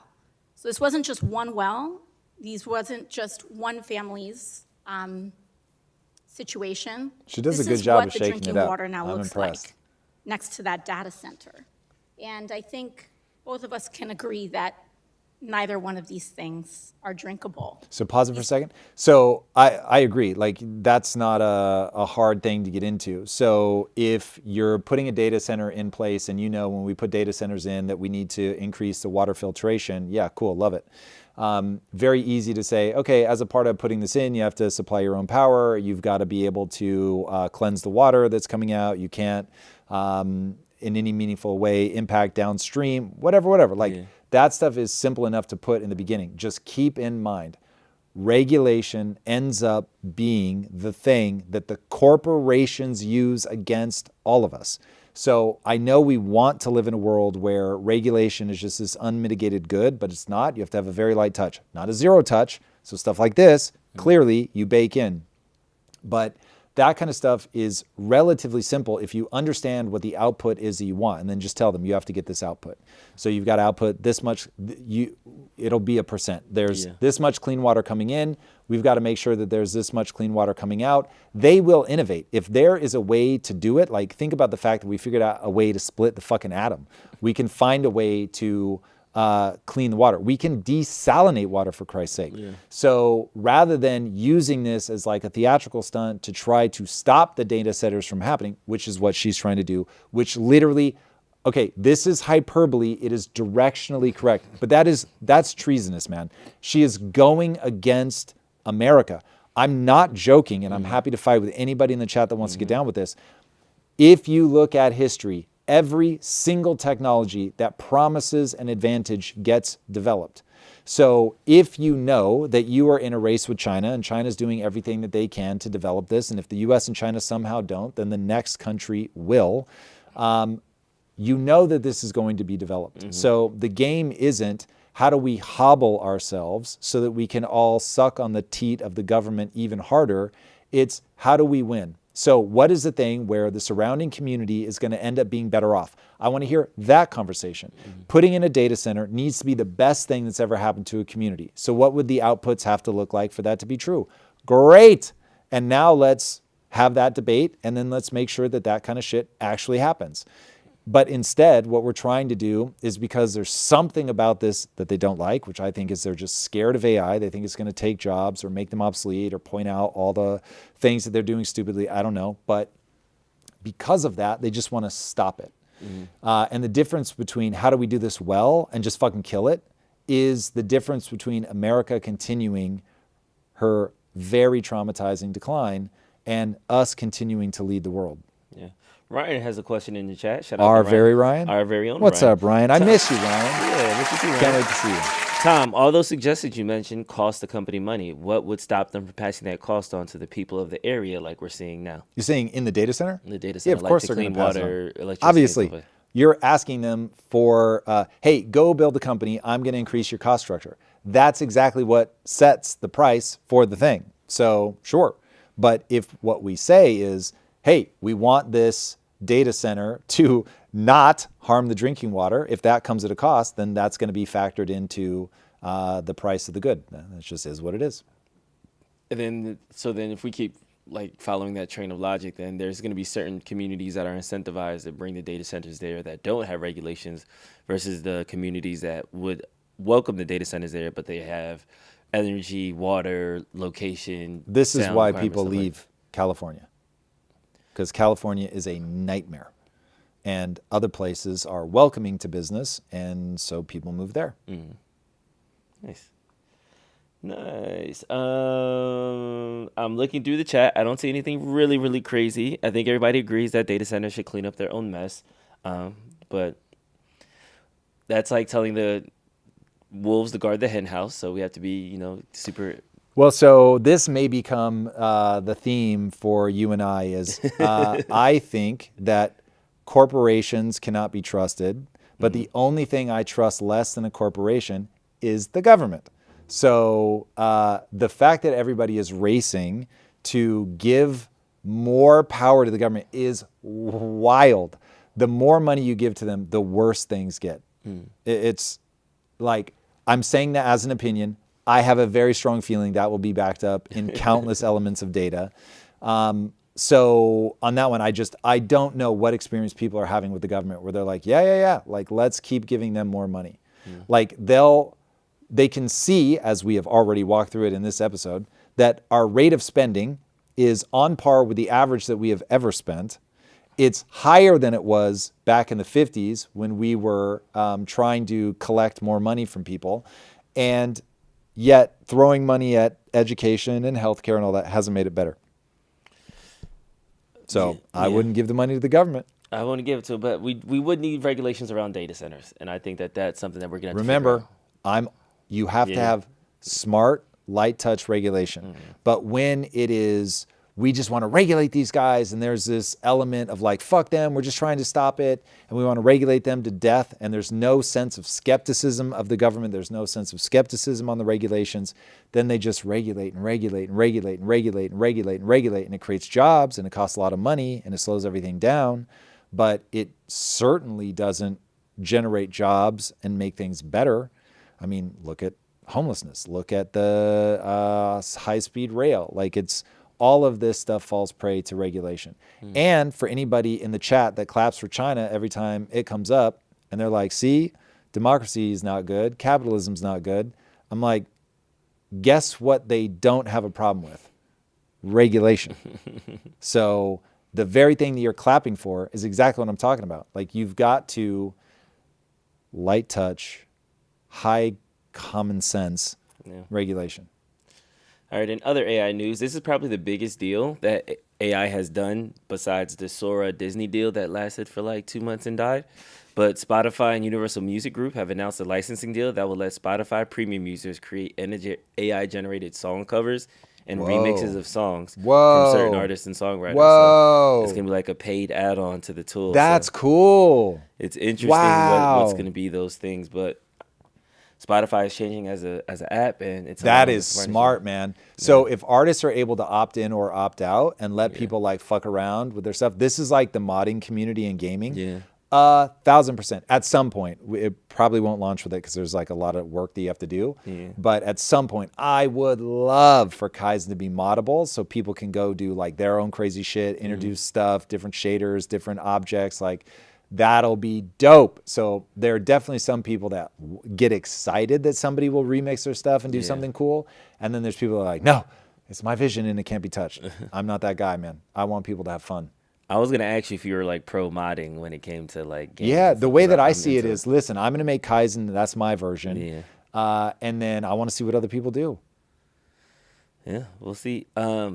Figure, you've been watching this. You guys, I feel like you talked about it on Peers, right? When you guys did I talk about this particular thing? I don't know that I talked about this particular thing, but we did talk about Paul Bunyan, which might have been related. But this was a 200-hour live stream. And so what they're actually celebrating isn't, because I think it was the same people, because it looks like almost the exact same shot. Whereas like a human competed against it, and the human ended up winning. So that was the Paul Bunyan thing I was talking about, I think. And then, and by the way, I was on Piers Morgan. Keep your eyes peeled.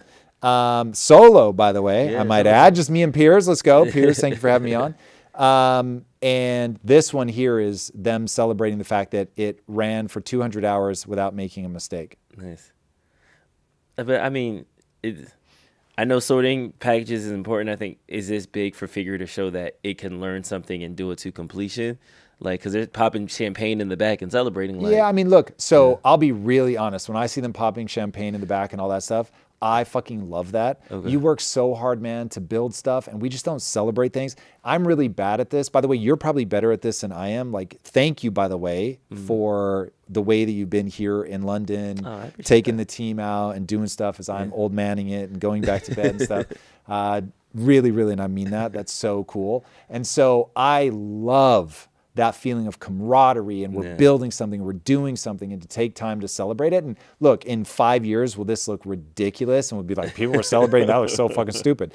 But like, that's a lot of hard work, man. That might represent 10 years of trying to figure shit out, and all the like vision pieces and the tendons in the hand and all that shit. So I love it. There are few feelings better than being on a team. That team did something hard and you win and you're celebrating. Lord knows, dude. There are certain milestones that if you and I hit, we about to celebrate. Did you have like a milestone you can think about, like in your quest days or something? Like, was there like a champagne bottle popping moment? There were. I'm notoriously bad at taking the time to celebrate. So I am both. I love this and am reminding myself quietly in my own head, like, you need to get better at this. So there were moments that felt extraordinary, but oftentimes in the middle of it, you're so busy and you're just trying to get the thing done that it can take a minute. The most profound, like, holy shit moment for me was my father-in-law did not want me to marry his daughter. and he thought I was going to make her poor, which I did for a decade. And so when he finally came over to America, and he had heard that the company was doing well, but he'd never seen it. Yeah. And he comes on, we have 300,000 square feet. On the floor that day, there were somewhere between 800 and 1,000 people. Wow. It's tens of millions of dollars of equipment, as far as the eye can see. I mean, 300,000 is big. And people were coming up, oh, Mr. Tom, thank you so much. Like, oh my God, thank you for the job. And all. Now they don't know this is my father-in-law. So they're just like thanking me, being very kind. And for people that don't know, we used to hire ex-convicts and stuff. So there was maybe a little bit more gratitude than you might normally find. And so anyway, he sees all this. And I say, Andreas, do you remember me telling you that one day, do you remember asking me how I would take care of your daughter? And he said, yes. And I said, how am I doing? And he looked around, he just started to cry. And that awesome. felt like something. Yeah, that was that's like awesome. better than popping a bottle of champagne, because there were nights where the very thing that kept me working, my father-in-law has always been kind to me. I've learned so much from him. Very, very, very cool guy. But nonetheless, there were nights where the only thing that kept me going was like, I'm not going to let this fucking guy be right. I'm sticking to him. Like, I am going to make this woman wealthy. So, yeah. That's funny. That's funny. Okay, last but not least, this is an interesting story. I'm here for the shit, so I'm going to be honest with you. I haven't dug super deep into it. Yeah, but the headline's good. Yes. No HR team, no problems. The Bolt CEO fires his entire HR team. We had an HR team, and that HR team was creating problems that didn't exist. Those problems disappeared when I let them go. And then there was a bunch of retweets from other CEOs and things like that. Cody Sanchez jumped into it and was like, companies are better without HR departments. So is this one of those things that as the labor force is kind of getting reshuffled, where on-setting, off-boarding certain jobs, people are kind of getting in and out, is HR next on the chopping block of like, there might be something here? I mean, an HR department can go toxic very, very fast. There is no doubt about that. The whole idea of a complaint culture, which he references later in the piece, that's a very real thing. But there are also legitimate things that you want to make sure that people are protected against. So while we have also closed our HR department, but you would not find me celebrating that in this way. When we closed ours, it was with an intention to reduce the bureaucracy in the company.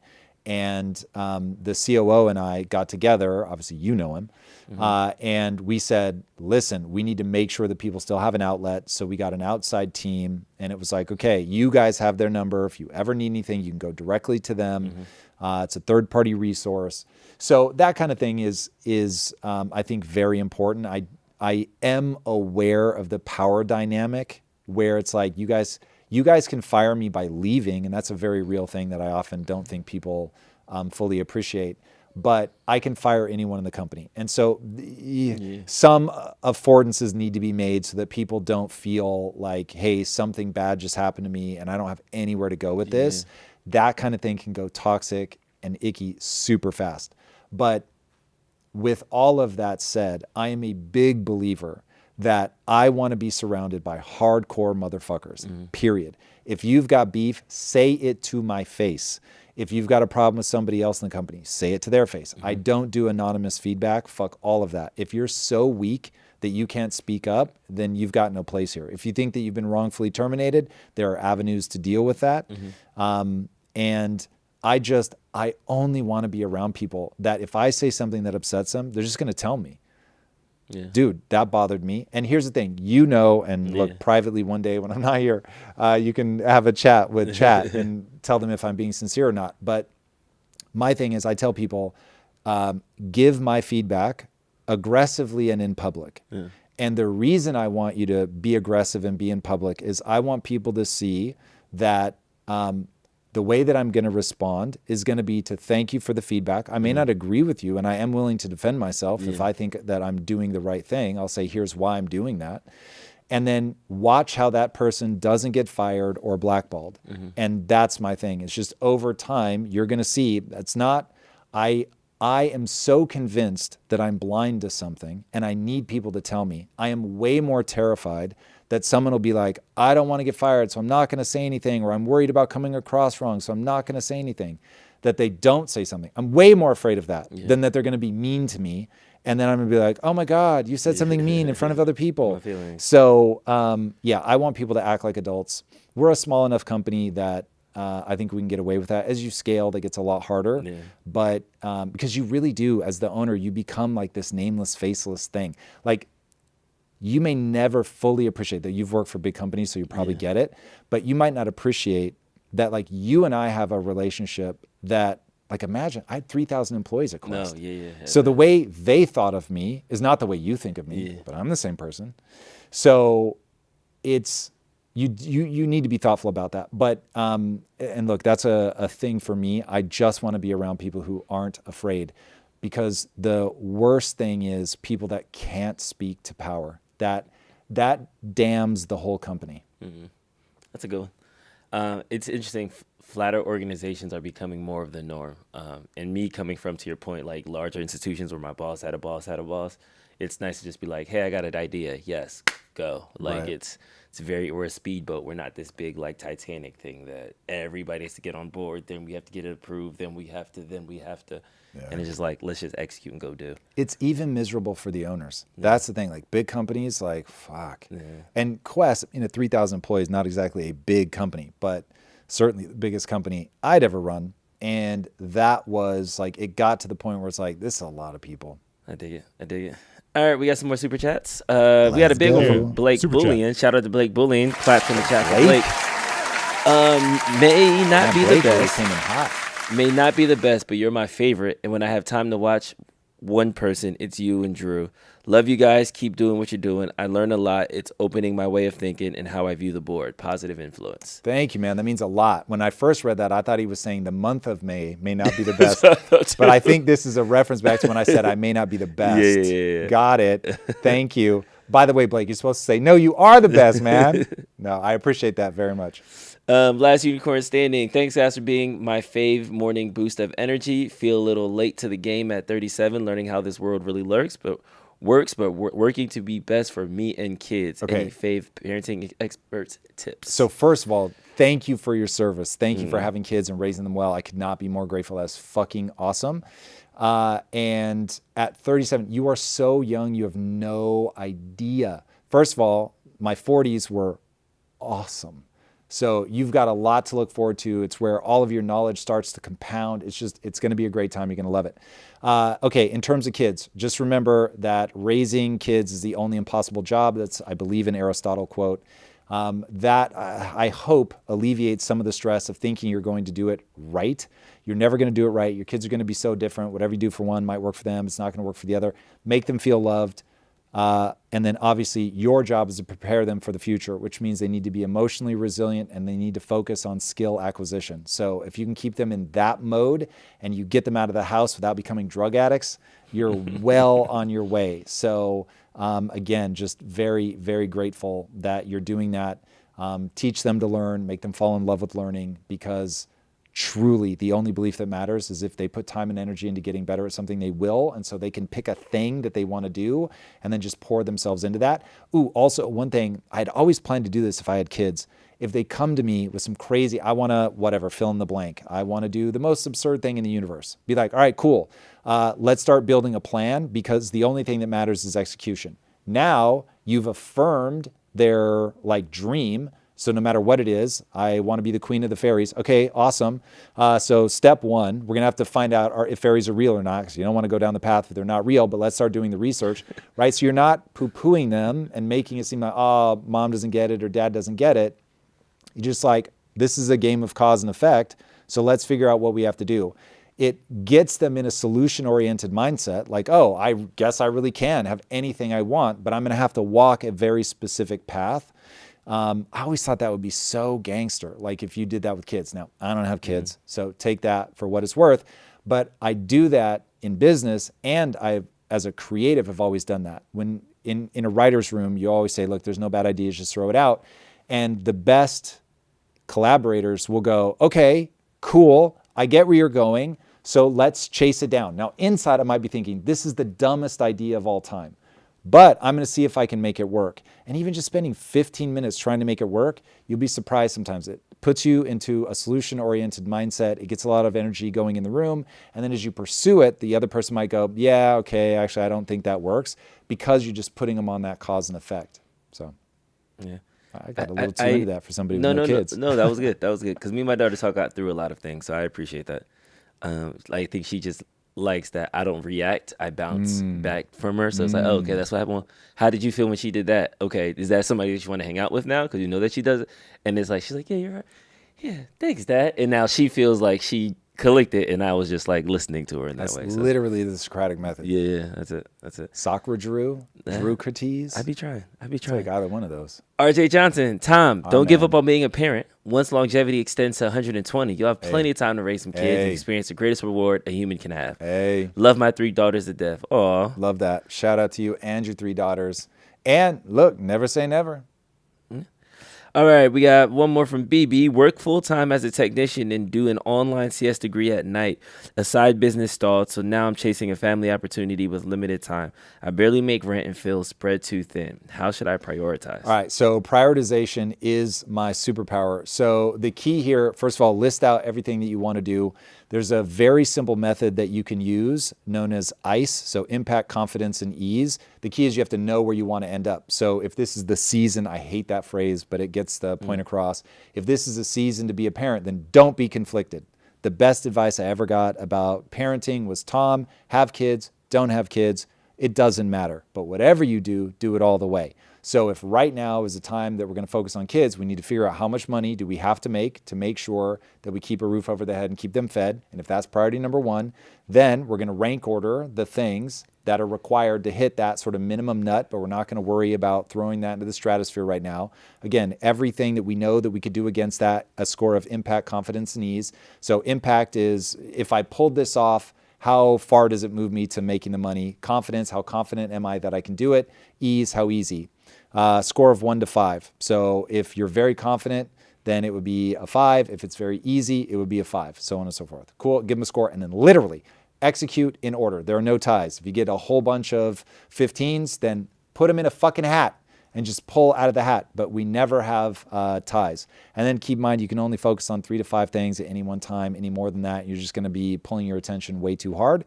And just execute in priority order. Where most people fail is they're just not consistent. So if you're consistent, you execute in that order, and you're not conflicted about what your actual goal is, do not let yourself pull in multiple directions. You're going to be great. Cool. That's all I got. There it is. Thank you guys for joining us. It is really not lost on me that you guys could spend your mornings or wherever you are in the world with anyone. And the fact that you choose to spend it with Drew and I means the absolute world. Thank you for joining us while we were here in London.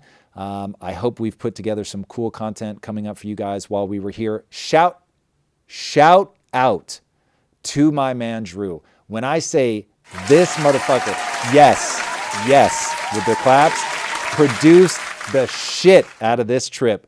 This fucking guy, from bottom to top, I was very, very impressed. Drew, for real. My man, you killed this trip. We've had this conversation privately. You know I'm being sincere. I appreciate it. He killed this trip. Shout out to Eric and G. G was dropping 15 hours of footage. Eric did 10 shoots this week. You're the man. Thank you, guys. Nothing without my team. You guys are the best. Love everybody here. It was a great trip. I've got to second that. G, when you see this, my man, well played. Eric, I know you're listening right now because you're running the whole thing. Philippe in the back. Shout out to TYX. Philippe, yeah, best TYX. studio in London. Damn, this place, you guys really treated us well. Indeed. All right, that's enough love. Love you guys. All right, see you on Monday. Will we see him on Monday? It's a holiday. No, Monday's a holiday. See you Wednesday. So no Monday. All right, we'll see you guys on Wednesday. Love you bunches and happy Memorial Day. Peace.